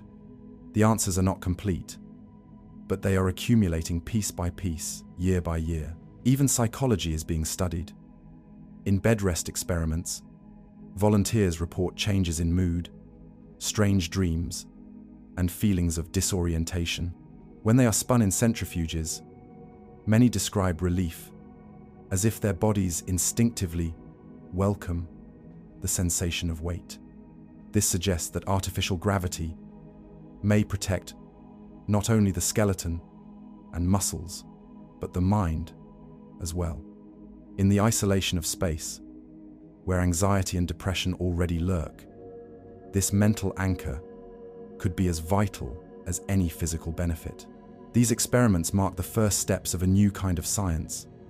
Gravity, once taken for granted, has become a variable to be studied, a tool to be engineered. In laboratories and space stations, humanity is learning how to manufacture its oldest companion. And as the results continue to accumulate, they point toward the next phase. Not just tests with rodents or volunteers lying in beds, but full-scale prototypes designed for people to live, work, and adapt in rotating habitats. Artificial gravity is moving from theory to trial, from concept to reality. But to understand what comes next, we must look forward to designs that move beyond experiments. The future will not be built on small centrifuges alone, but on ambitious habitats, cylinders, and rings that carry entire communities. To test artificial gravity today is to prepare for tomorrow's great constructions, where the physics of motion becomes the architecture of survival. The testing of artificial gravity today is a careful balance of ambition and caution. Engineers and scientists know that vast spinning cities are still far beyond reach, but the questions of gravity cannot wait for distant futures. They must be answered now, in laboratories, on the International Space Station, and in the designs of prototype modules that may soon fly. Every day spent in orbit without gravity is another day of bone loss, muscle wasting, and cardiovascular decline. The urgency is real, and it drives experiments that may seem modest, but carry immense weight for the future of exploration. NASA has long studied the idea of a human-rated centrifuge in orbit. Early concepts envisioned a small rotating module attached to a spacecraft, perhaps as simple as a pair of capsules linked by a tether, spinning around a shared center of mass. The pull at the outer ends would simulate gravity, while the center remained weightless. Crews could move between the environments, spending time in artificial load before returning to microgravity. Such systems could be tested with existing technology, yet none have flown. Funding, priorities, and the complexity of operations have delayed them. Still, the designs exist, waiting for the day when missions to Mars or the outer planets demand them. The European Space Agency has pursued its own line of research.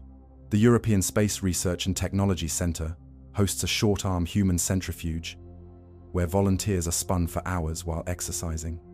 The goal is to understand how much rotation is tolerable, how exercise under load affects the body, and how long daily sessions might preserve health in orbit. These ground-based tests are essential precursors to flight hardware, refining the balance between effectiveness and discomfort. The results suggest that even partial exposure, as little as an hour or two each day, can provide meaningful protection. Japan has also contributed with its Kibo module aboard the International Space Station, where small centrifuges have been used for rodent experiments. By simulating Moon and Mars gravity, these studies provide the first direct comparisons of partial gravity environments in orbit. The findings are significant. Animals raised in simulated Mars gravity maintain stronger bones and muscles than those in weightlessness, though not as strong as those on Earth. This gradient of health offers hope that even reduced gravity worlds may be livable long-term. It also proves that artificial gravity, even when partial, has measurable benefits. These scattered experiments form the foundation of a larger vision. To prepare for missions lasting years, to Mars and beyond, astronauts will need more than treadmills and resistance bands. They will need habitats where gravity is engineered, even in crude form. Whether through tethered modules, short-radius centrifuges, or hybrid spacecraft that combine thrust with spin, The coming decades will demand prototypes that move beyond rodents and volunteers to real human crews. The testing of today is not an end. It is the rehearsal for survival. The psychological side of these tests is just as critical. In bed rest studies, participants often report depression, anxiety, and insomnia, symptoms that mirror those of astronauts after long missions. The reintroduction of load, even artificial, often improves mood. This suggests that gravity may anchor not only the body but also the mind. To dream while feeling weight, to wake with pressure against the back, to walk and hear footsteps strike a floor. These are small details that may mean the difference between endurance and collapse on a multi-year mission. Artificial gravity could be as much medicine for the psyche as for the skeleton. In all these efforts, one truth emerges. The era of theory is ending. Artificial gravity is no longer just an idea in films or textbooks. It is being tested, measured, quantified. Every centrifuge, every rodent habitat, every tilted bed brings clarity. And that clarity prepares humanity for the leap to larger structures, where the lessons of prototypes will be applied to stations, ships, and colonies. But the leap is not only scientific, it is also cultural. Images of astronauts walking naturally inside rotating rings, of children growing up under simulated gravity, have seeped into collective imagination. Science fiction has shown us the vision for decades.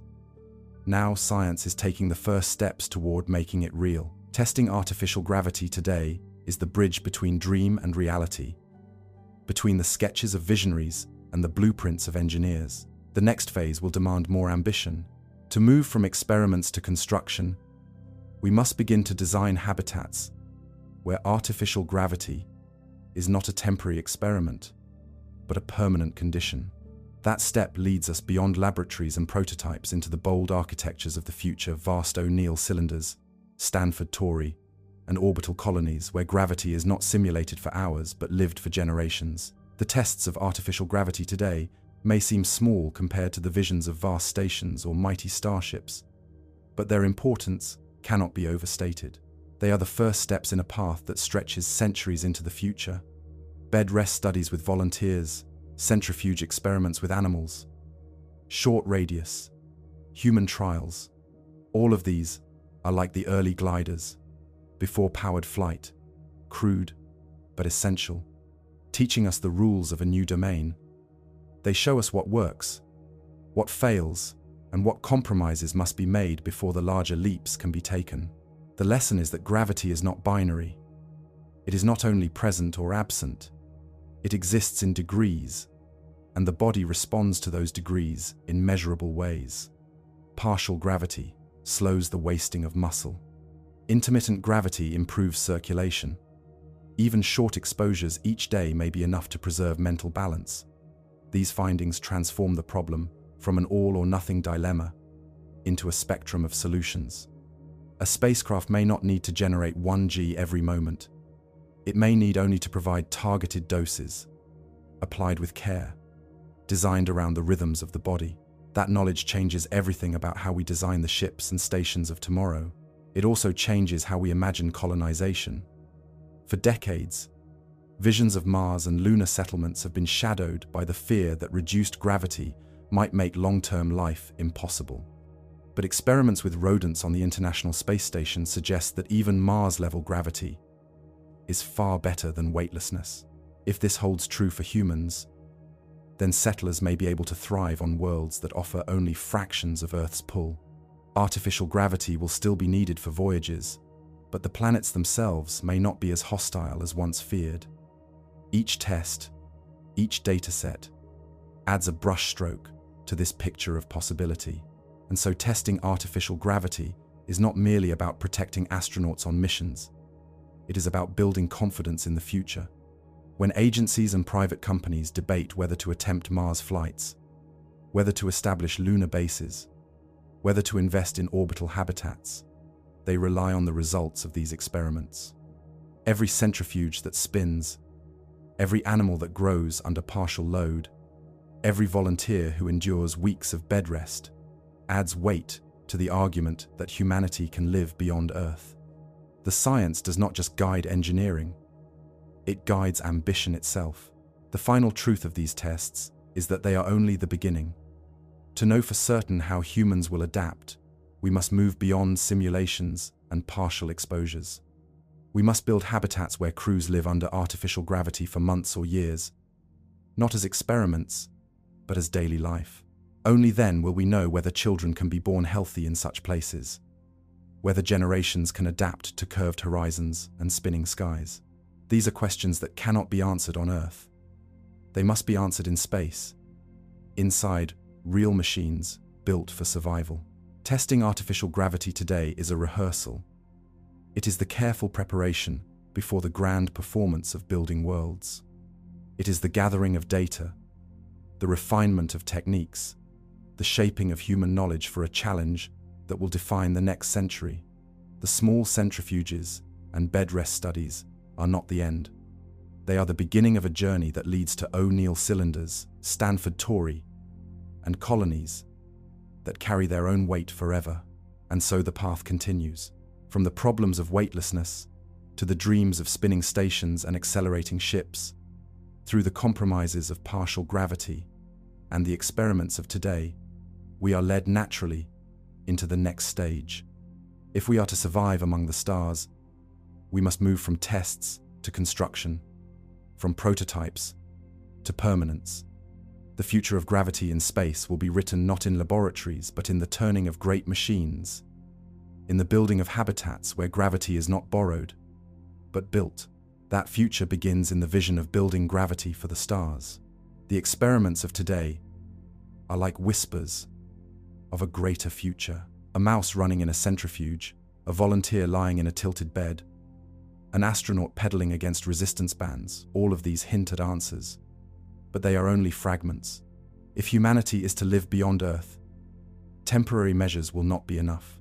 We will need worlds of our own, built from steel and glass and motion, where gravity is not a fleeting experiment, but the foundation of daily life.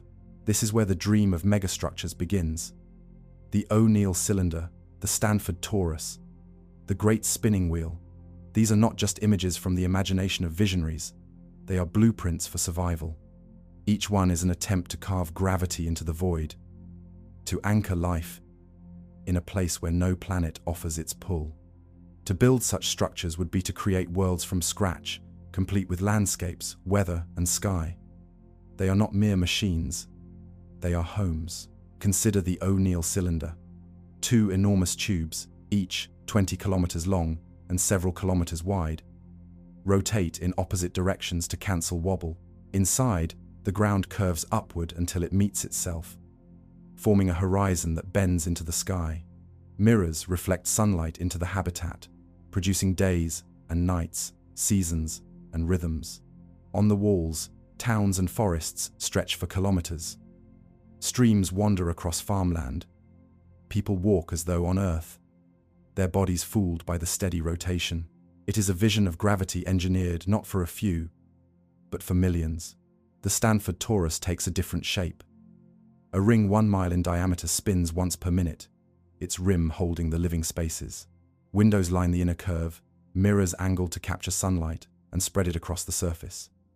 At the rim, gravity presses down. At the center, weightlessness remains, a hub where spacecraft dock and cargo floats. This design is smaller than an O'Neill cylinder, yet still vast by our standards, capable of hosting thousands of people in an engineered world of its own. To imagine building such structures is to confront scale on a level beyond anything humanity has attempted. The International Space Station, the largest structure in orbit today, is barely a speck compared to these visions. An O'Neill cylinder would be millions of times more massive. The materials would need to come not from Earth, where launching each kilogram is prohibitively costly, but from the asteroids and moons of the solar system. We would mine iron from metallic asteroids, refine aluminum from lunar soil, weave carbon fiber from resources gathered beyond our planet. Entire industries must be built in orbit before the first plate of metal is riveted into place. Construction itself would be a challenge like none before. Segments would be manufactured in microgravity, assembled by robotic systems, aligned with precision across kilometers of space. Spin would have to be introduced carefully, balanced, to avoid catastrophic wobble, vibrations, thermal expansion, impacts from micrometeoroids. All would threaten the integrity of the habitat. Maintenance would be constant, generations of workers dedicated to keeping their world turning. Yet if achieved, the reward would be immense, a world with its own horizon, its own gravity, its own sky. Living inside such a place would be unlike anything humanity has known. The curve of the world would always be visible, neighbors walking overhead across the arc. Rivers would bend upward into the distance. Clouds would gather not above but along the curve. Flight would take on strange new patterns, birds arcing in ways impossible on Earth. Children would grow, never knowing that their gravity came not from a planet, but from motion. Their bodies adapted to a home built by engineering. The challenges, however, are as great as the promise. Radiation must be blocked with thick shielding, perhaps layers of lunar soil or asteroid rock surrounding the habitat. Atmospheres must be maintained, carefully balanced for oxygen, nitrogen, and water. Agriculture must be sustained, with soil carried from Earth or synthesized from minerals in space. Communities must adapt not only to the strangeness of curved horizons, but to the social structures of life inside sealed worlds. These are not merely technical questions. They are cultural and psychological, demanding that humanity learn not only to build gravity, but to live under it in new forms. And yet, as distant as these visions may seem, they are not impossible. The physics is sound. The principles are proven. What remains is scale, ambition, and time. Humanity once looked at the ocean and saw only an endless barrier. Then it built ships and crossed. Today, we look at space and see the void. Tomorrow, we may build worlds within it, each turning steadily, carrying its own sky, its own sun, its own gravity. But even these immense constructions may not mark the end of the story, for beyond the engineering of spin lies another possibility, whispered by the edges of physics itself. What if gravity could be controlled directly, not through motion, not through acceleration, but by bending space-time itself? Could we one day learn to manipulate the force that binds stars and planets, creating gravity fields at will?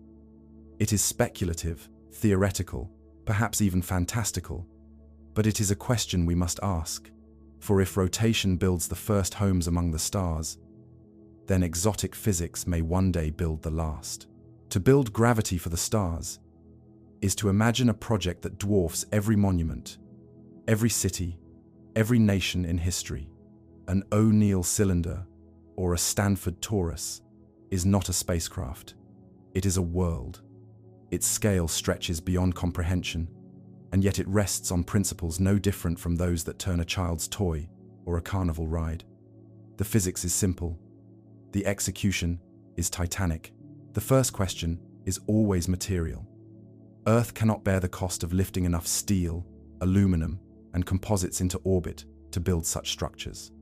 The price per kilogram is too high, the logistical chain too fragile. Instead, the raw resources must come from beyond Earth itself.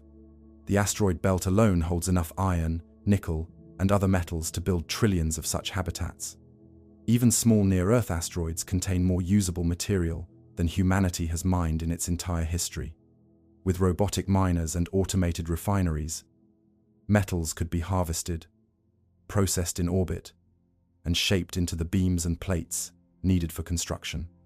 The Moon offers another supply, its soil rich in aluminum, titanium, and oxygen that can be freed for life support. From these celestial quarries, the materials of new worlds will be drawn. Once the resources are secured, the challenge becomes construction in microgravity.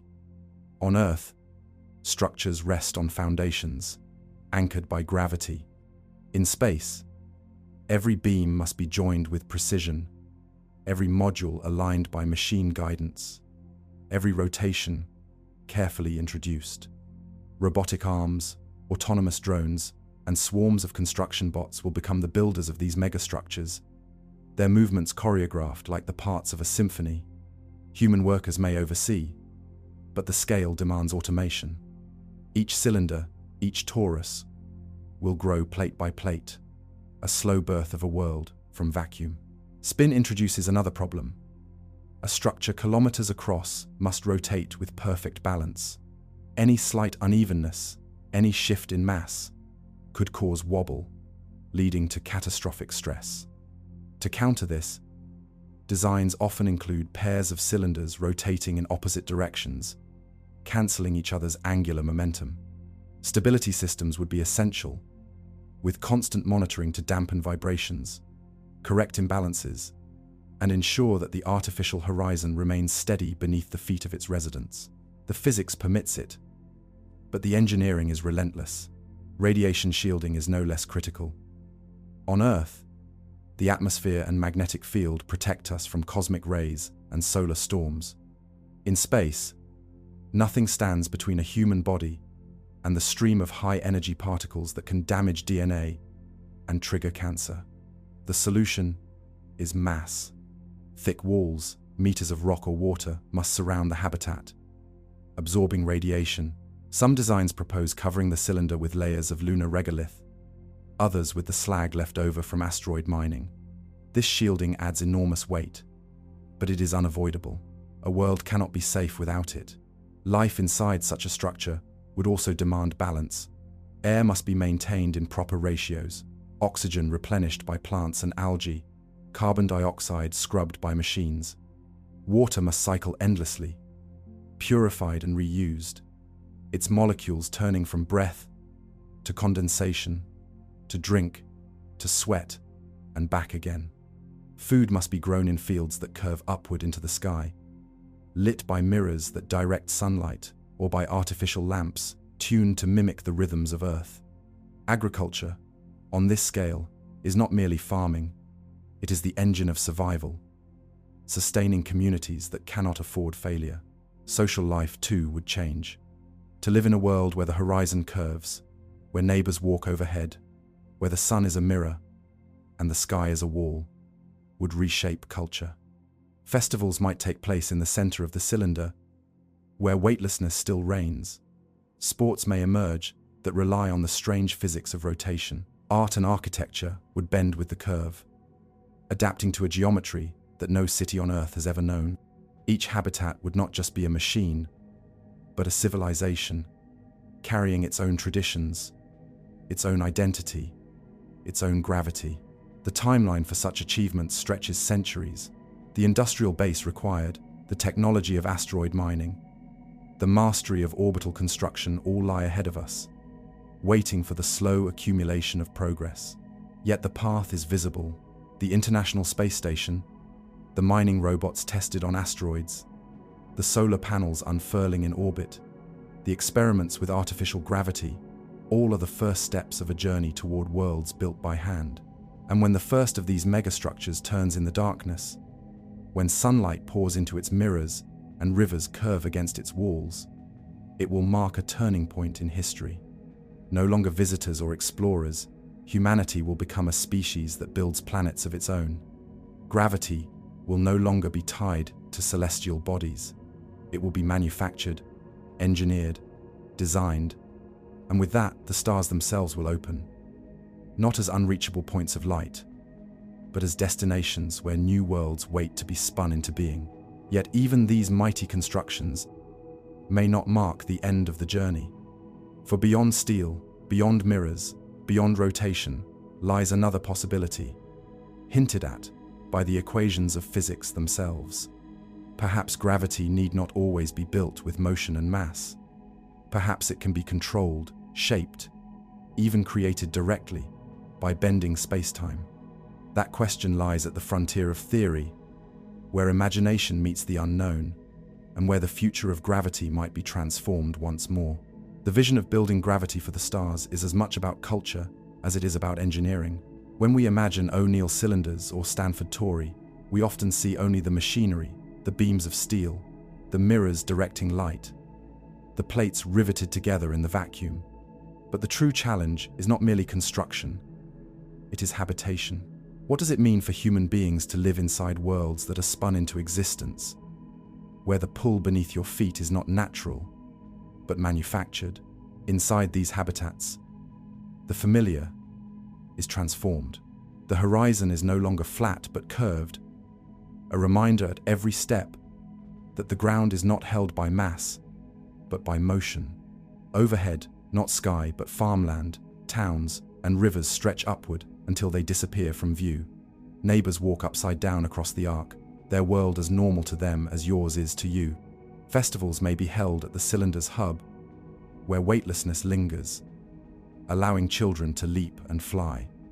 Sports may evolve that rely on rotation itself, with balls curving along paths unseen on Earth, with players exploiting Coriolis forces in ways that defy terrestrial instinct. Even art and architecture will reflect the strangeness of curved geometry. Buildings bending with the horizon, murals stretching across walls that are also landscapes. Generations born in such places will never see gravity as we do. To them, it will not be a planetary inheritance, but a human creation. They may find it strange that their ancestors once depended on Earth, that weight was once tied to a world, and not to motion. Their culture will grow differently, shaped by the knowledge that their home is engineered, sustained only by the balance of spin and the diligence of maintenance. Responsibility will be woven into identity, for in such a habitat, failure of agriculture, shielding, or atmosphere is not inconvenience, but catastrophe. Community itself will be survival. Social structures may evolve uniquely. In a closed world, resources are finite. Recycling is essential. Cooperation is not optional. Waste is unacceptable. Negligence unforgivable. Children will be raised in cultures where stewardship of the habitat is as sacred as survival itself. Politics may center not on borders or conquest, but on allocation, sustainability, and shared responsibility. The lessons learned in these turning worlds could reshape human civilization, teaching us to live within limits, to respect cycles, to see ourselves as part of a closed system rather than masters of an open frontier. And yet, these habitats will also expand human imagination. By freeing gravity from planets, we will discover that home can exist anywhere. The solar system, once vast and empty, will become an archipelago of turning worlds, each with its own culture, its own traditions, its own way of shaping the physics of spin into the comfort of life. Children born in one habitat may find others strange, not because of distance, but because of differences in design, slower spins, lighter pulls, curvatures that bend horizons differently. Diversity will emerge not only from language and history, but from the very physics of each home. Over centuries, humanity may spread across countless such habitats, filling the solar system not with colonies clinging to planets, but with worlds of our own invention. The dream of O'Neill cylinders and Stanford Torrey is not simply to survive. It is to multiply, to grow, to become a civilization whose gravity is written in machinery. And in doing so, we will no longer be bound to the accidents of planetary birth. We will carry our own weight wherever we go. Yet as extraordinary as this vision is, it remains tied to motion. Every wheel, every cylinder, every torus creates gravity by turning, by accelerating bodies outward. It is elegant, but it is not the only path. For beyond the reach of current engineering lies the possibility that gravity itself might one day be controlled directly. Not spun into existence, not forced by thrust, but manipulated through the very fabric of space-time. Theories of negative mass, exotic matter, and gravitomagnetic fields hint at futures stranger still. If such control is ever achieved, then even the great spinning cities may seem primitive. Thus the story bends once more, from the engineering of megastructures to the frontier of speculative physics. Beyond building worlds by rotation lies the dream of building gravity itself, not through spin, but but through mastery of the force that binds the universe together. It is here, in the realm of exotic theories, that the next chapter begins. The dream of building worlds with spin is immense, but it is still a compromise. Rotation fools the body into feeling gravity, yet it is not true gravity. It is motion, carefully balanced, endlessly maintained. The pull is outward, not downward. The horizon curves in strange ways. The Coriolis effect twists every movement. It works, but it is not perfect. So humanity wonders, must we always spin to feel weight? Or could we one day master gravity itself, shaping it as easily as we shape light with mirrors, or sound with instruments? At first glance, the idea seems impossible. Gravity is the weakest of the four fundamental forces. It bends stars, binds galaxies, sculpts the universe. But compared to electromagnetism or nuclear forces, its grip on the smallest scales is feeble. A single magnet can lift a paperclip against the entire pull of Earth. To control gravity directly would require energies and mechanisms far beyond anything we know. Yet physics has always hidden surprises, and at the edges of theory, scientists explore ideas that could, one day, make the impossible real. One of these ideas is negative mass. In ordinary matter, mass is positive. Push it, and it moves in the direction of the push. But negative mass, a purely theoretical substance, would behave differently. Push it, and it would accelerate toward you. Place it near positive mass, and it would repel instead of attract. In principle, large quantities of negative mass could create gravitational fields in reverse, pushing instead of pulling, shaping the curvature of space-time in ways ordinary matter cannot. No experiment has ever produced such material, but equations suggest it could exist without breaking the laws of physics. If it does, it might unlock technologies that shape gravity itself. Another avenue lies in gravitomagnetism. Just as moving charges create magnetic fields, moving masses might create analogous gravitational effects. In general relativity, this is predicted in the form of frame dragging, where a rotating planet or star slightly twists the space-time around it. The effect has been measured around Earth by satellites. Tiny but real. If these effects could be amplified or harnessed, they might allow machines to generate localized gravitational fields. The challenge is scale. The energies required are vast, and no known material can channel such effects efficiently. Still, the principle suggests that gravity may not be as untouchable as it seems. Space-time curvature itself offers another path. Einstein's equations describe how mass and energy warp the fabric of reality, and that curvature is what we experience as gravity. If technology could be developed to manipulate space-time directly, perhaps through fields or exotic matter, then artificial gravity could be created not by spin or thrust, but by reshaping the geometry of the world around us. Warp drive concepts already play with this idea, contracting space in front of a ship and expanding it behind. If such distortions are possible for motion, perhaps they could also be applied to create gravity wells, allowing a habitat to mimic the field of Earth without motion. Quantum theories add still more speculation. Some propose that gravity may emerge from the entanglement of particles, that space-time itself is a web woven by quantum connections.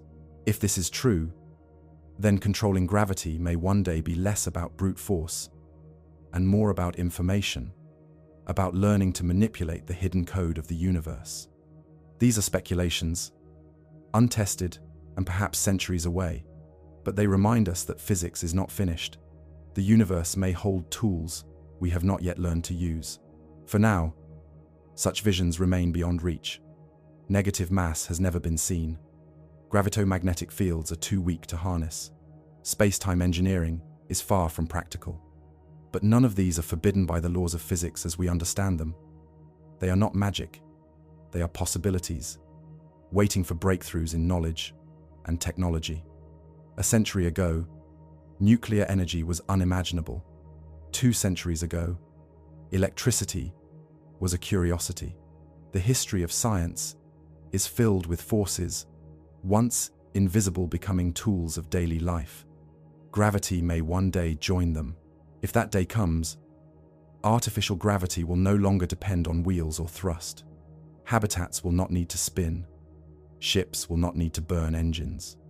Instead, fields could be switched on like lights, adjustable to Earth level, Mars level, or any chosen setting. Gravity could be tuned for comfort, for health, for efficiency. Worlds without planets could be created anywhere, even in the depths between stars. It would be the ultimate mastery of survival, turning the weakest of forces into the strongest of allies. And yet, we must remain humble. These theories are speculative, their timelines unknowable. For the near future, rotation and acceleration remain our only tools. Exotic control of gravity may come, but not soon. Still, it is important to look ahead, to imagine what may be possible, because imagination drives ambition, and ambition drives discovery. To build gravity, today, we spin. To build gravity tomorrow, we may bend space-time itself. So the story of artificial gravity draws toward its conclusion. From the dangers of microgravity, to the principles of acceleration, to the spinning of stations and the thrust of ships, to the compromises of partial solutions and the bold dreams of megastructures, and finally, to the whispers of exotic physics. All paths lead to one truth. Gravity is more than a force. It is home. And to survive beyond Earth, humanity must learn to carry it with us, by spin, by thrust, or by mastery of space-time itself. The question that remains is not whether we will build gravity, but how we will live under it when we do. The allure of exotic gravity control lies in how it challenges the limits of what we think is possible. History gives us countless reminders that what once seemed fantastical eventually became practical. 2 centuries ago, electricity was a curiosity for experimenters, good for party tricks with sparks and static. Yet today, it powers the modern world. A century ago, nuclear energy was a terrifying concept locked in equations. But now it drives submarines, spacecraft, and entire nations' power grids. Gravity, elusive as it is, may one day follow this same path from mystery to mastery. Physicists often draw parallels between early electromagnetism and today's study of gravity.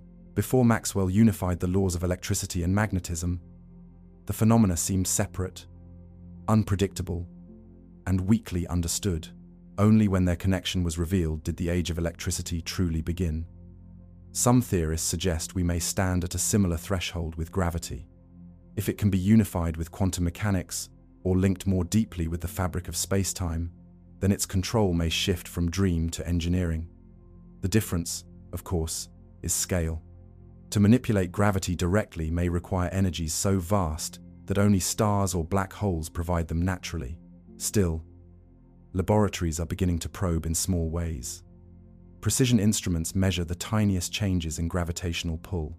Satellites detect how mass flows across Earth's oceans, and ice sheets alter local fields. Frame dragging has been observed around Earth using gyroscopes in orbit, proving that space-time does indeed twist under rotation. These are not yet tools for artificial gravity, but they are signs that gravity, once thought immeasurable beyond planets and stars, is slowly yielding its secrets to experiment. Speculative approaches imagine devices that might exploit these effects. Superconducting loops carrying enormous currents could, in theory, amplify gravitomagnetic fields. Exotic states of matter might interact differently with space-time, offering a path to localized gravity wells. Even if such technologies are centuries away, they begin to populate the map of possibility. In physics, what is drawn on the map eventually becomes a destination. Though the journey may be long, the problem is always energy. To create a field equal to Earth's gravity in a small room may require power beyond our entire civilization's output. Yet this challenge is not so different from those faced in the past. Splitting the atom once seemed to require impossible energies, until chain reactions and quantum understanding showed another way. Generating artificial light on the scale of the sun seemed unthinkable, until fusion in stars was explained, and humanity began to chase that process in reactors. Gravity may yet have its own hidden shortcut, some principle not yet understood that makes control feasible. For now, the science remains speculative. Negative mass has not been observed. Exotic matter exists only in fleeting, unstable forms. Quantum theories of space-time remain incomplete. But none of this means the door is closed. It means only that the key has not yet been found. And as long as the universe obeys consistent laws, there will always be those who search for that key. So humanity finds itself at a crossroads. Rotation and acceleration can give us gravity today, imperfect but real. Megastructures may give us gravity tomorrow, permanent and vast. And beyond that lies the possibility of direct control, shaping gravity as easily as we sculpt sound and light. It is not certain. It may not come for centuries, or ever, but the act of reaching for it matters. For in striving to master gravity, humanity is not only seeking comfort in space, we are seeking to understand the deepest structure of the cosmos itself. The story of exotic gravity is not finished, nor even begun.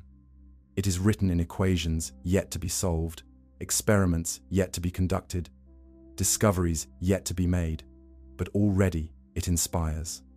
Already it tells us that the force that pulls apples to the ground and binds galaxies together may one day be bent to human will. And in that vision, however distant, lies a future where artificial gravity is not an engineering trick, but a fundamental tool of civilization, as natural to us as fire, water, and air. The speculation surrounding exotic gravity control is more than scientific curiosity.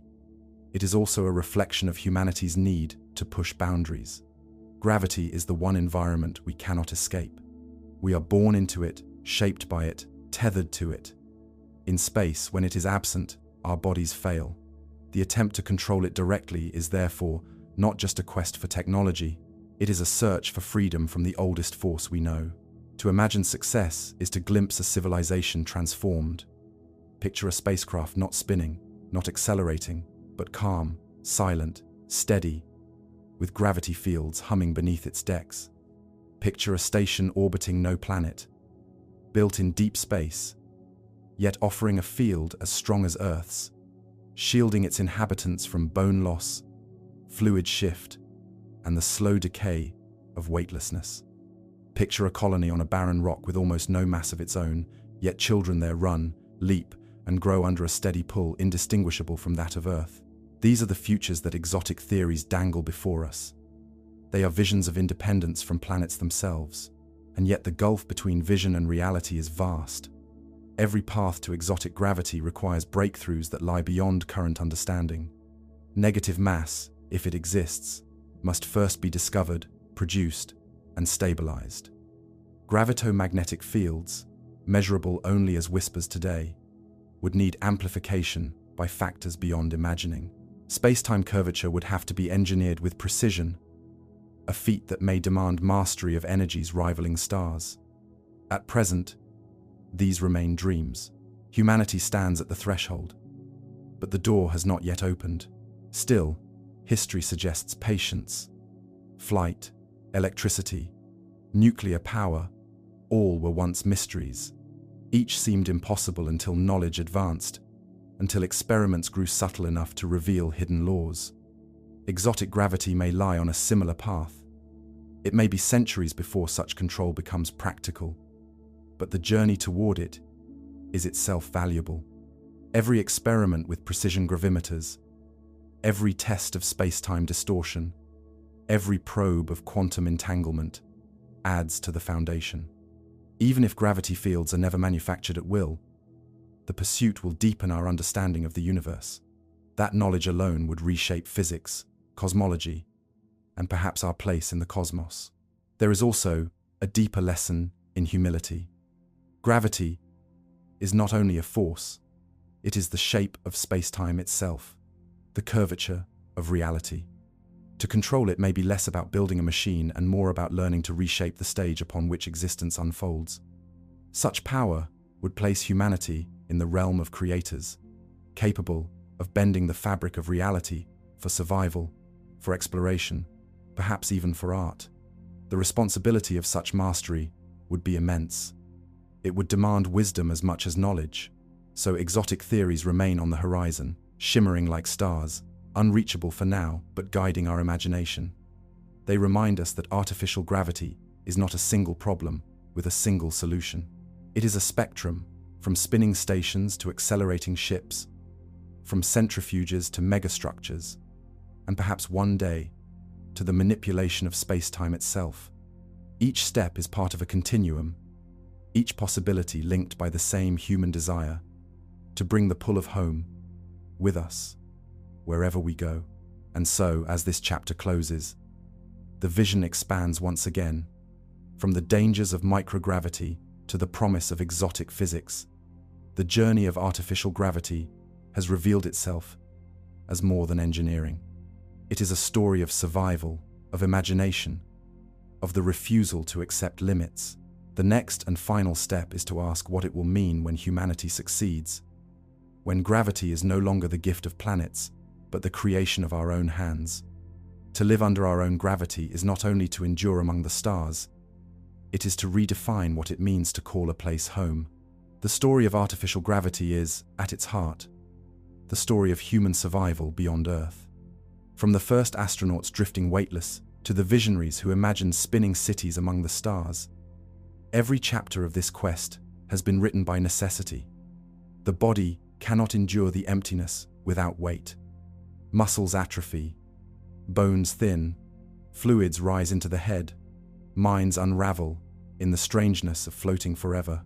To live in space, we must carry gravity with us. We began with the simplest principles. Einstein's insight that gravity and acceleration are indistinguishable showed us the door. A spinning wheel could mimic the pull of Earth. A ship accelerating at 1 g could make life in space as natural as life on the surface. From these principles came designs, the O'Neill cylinder, the Stanford torus, the rotating wheel of von Braun. They were dreams written in engineering, ways to anchor humanity in the void. But each solution carried costs. Spin introduces dizziness, Coriolis forces, and structural strain. Acceleration demands impossible amounts of fuel. Partial gravity works, but leaves questions unanswered. Exotic physics tempts us with visions of negative mass, gravitomagnetic fields, and space-time curvature. Yet these remain distant, perhaps centuries away. Artificial gravity, then, is not one path, but many. It is a spectrum of compromises and possibilities, from crude centrifuges to the mastery of space-time itself. What matters most is that we try. Even now, bed rest experiments and short-radius centrifuges test the boundaries of biology. Rodents in orbital centrifuges reveal how bones and muscles respond to Mars-level and Moon-level gravity. Engineers sketch habitats where fields are simulated by spin, where children might grow up under arcs of farmland that bend into the sky. These are the rehearsals. The practice runs for a future where gravity is no longer tied to planets, but engineered wherever we need it. Imagine a century from now. In orbit around Earth, great wheels turn, their rims lined with windows, where families watch the curve of the world below. On Mars, settlers walk in partial gravity, but retreat to spinning chambers to restore their strength. Ships accelerating gently through the void carry crews in comfort, their floors firm beneath their feet, their minds at ease with the anchor of weight. Perhaps even further still, exotic machines bend space-time, creating fields where no spin is needed, where gravity is simply switched on like a light. Each of these futures begins with the steps we take now. Living under our own gravity will change not only our bodies but our civilization. Cultures will grow in habitats where the horizon curves, where gravity is known to be an invention. Children will learn that their ancestors once depended on planets, that weight itself was once considered a natural gift rather than an engineered necessity. To them, gravity will not be a prison, but a freedom, something humanity builds, shapes, and carries. And so the journey ends where it began, with gravity not as an obstacle but as home. To leave Earth is to risk losing the force that shaped us, but to build it anew is to declare that we are not bound to a single world. We are a species of builders, of dreamers, of survivors. Gravity is more than a force, it is belonging, and to thrive among the stars, we must learn to make it ourselves. For only then can we truly say that wherever we go, we will always carry home with us. To live under our own gravity is to imagine a daily life that is both familiar and utterly transformed. Picture waking in a habitat where the horizon bends upward, where the glow of sunlight is guided by giant mirrors, and where every step you take is pressed firm against the floor by a force, not of nature, but of engineering. Gravity here is not granted by Earth. It is produced by design, maintained by machinery, woven into existence through rotation or fields. Yet to those who grow up inside such worlds, it will feel no less real than the pull of the planet we left behind. Daily routines will reflect this strange balance of the ordinary and the extraordinary. Morning walks along a path that curves until it becomes ceiling. Meals of crops grown under mirrors that channel light. Fields that climb the walls until they vanish into sky. Work in laboratories, factories, or farms where gravity is constant, but always known to be artificial, a reminder of the ingenuity that sustains the world. Recreation may take place near the habitat's hub, where weight lessens, where games impossible on Earth become daily sport. Children may learn to leap through rings, glide across chambers, or fly briefly before drifting back down, their laughter echoing in the strange architecture of rotation. Psychology will change too. On Earth, gravity is invisible. In space, under artificial fields, it is impossible to ignore. Every person will know that their weight is manufactured, that without the constant vigilance of machines, they would drift into dangerous weightlessness. This awareness may inspire caution, humility, or even reverence for the systems that sustain life. Entire rituals or traditions could grow around the idea of gratitude for gravity. Festivals celebrating the turning of the world. Ceremonies honoring the engineers and technicians who keep the habitats alive. In such places, gravity will not just be a force, it will be a cultural foundation, a symbol of unity and survival. Generations born into these habitats will never know gravity as we do. To them, it will not be a natural inheritance of planets, but a gift of human design. They will be taught that their ancestors once depended on Earth, that survival once meant clinging to the surface of a single world. They may marvel at the fragility of that life, at how precarious it seems compared to the vast freedom of building worlds anywhere. To them, gravity will be portable, something carried, tuned, and adjusted. They may even look upon planetary gravity as crude and inflexible, compared to the finely engineered fields of their homes. Civilization itself may evolve differently under these conditions. Politics will not be about borders carved across continents, but about the stewardship of habitats, the allocation of energy, the maintenance of ecosystems that must recycle flawlessly. Community will not be optional, it will be survival. In such worlds, cooperation may be more than philosophy. It may be necessity, embedded into law, culture, and identity. Conflicts may still arise, but always against the backdrop of shared dependence on the spinning of steel and the circulation of air. And yet, there will also be beauty. Looking upward and seeing rivers flowing across the sky, birds curving in strange arcs, clouds forming along the walls of a cylinder, these will be wonders unique to human-made worlds. Artists, poets, and musicians will draw inspiration from the strangeness of curved horizons, from the knowledge that their sky is a wall and their sun a mirror. New myths will arise, stories not of Earth and its gravity, but of the builders who gave weight to the stars. To live under our own gravity will not just preserve human health, it will redefine what it means to be human.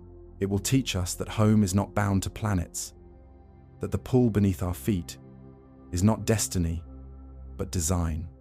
It will remind us that survival is not a gift but a craft, one we shape with knowledge, ambition, and care. And in that realization lies the essence of the future, that humanity is not a species tied to Earth, but one that can carry the very force of life wherever it dares to go. The story of artificial gravity closes not with equations or machines, but with a vision of what it means to belong. From the first moment humanity left Earth, the absence of weight revealed itself as the greatest challenge. We learned that without gravity, we are not whole. Our bodies weaken, our minds drift, our sense of place dissolves. To live beyond Earth is to live with the certainty that we must carry gravity with us. For centuries, we will rely on spin and acceleration. Wheels turning in the dark will become our first homes. Cylinders miles long will cradle forests, lakes, and towns, their horizons bending upward until they meet.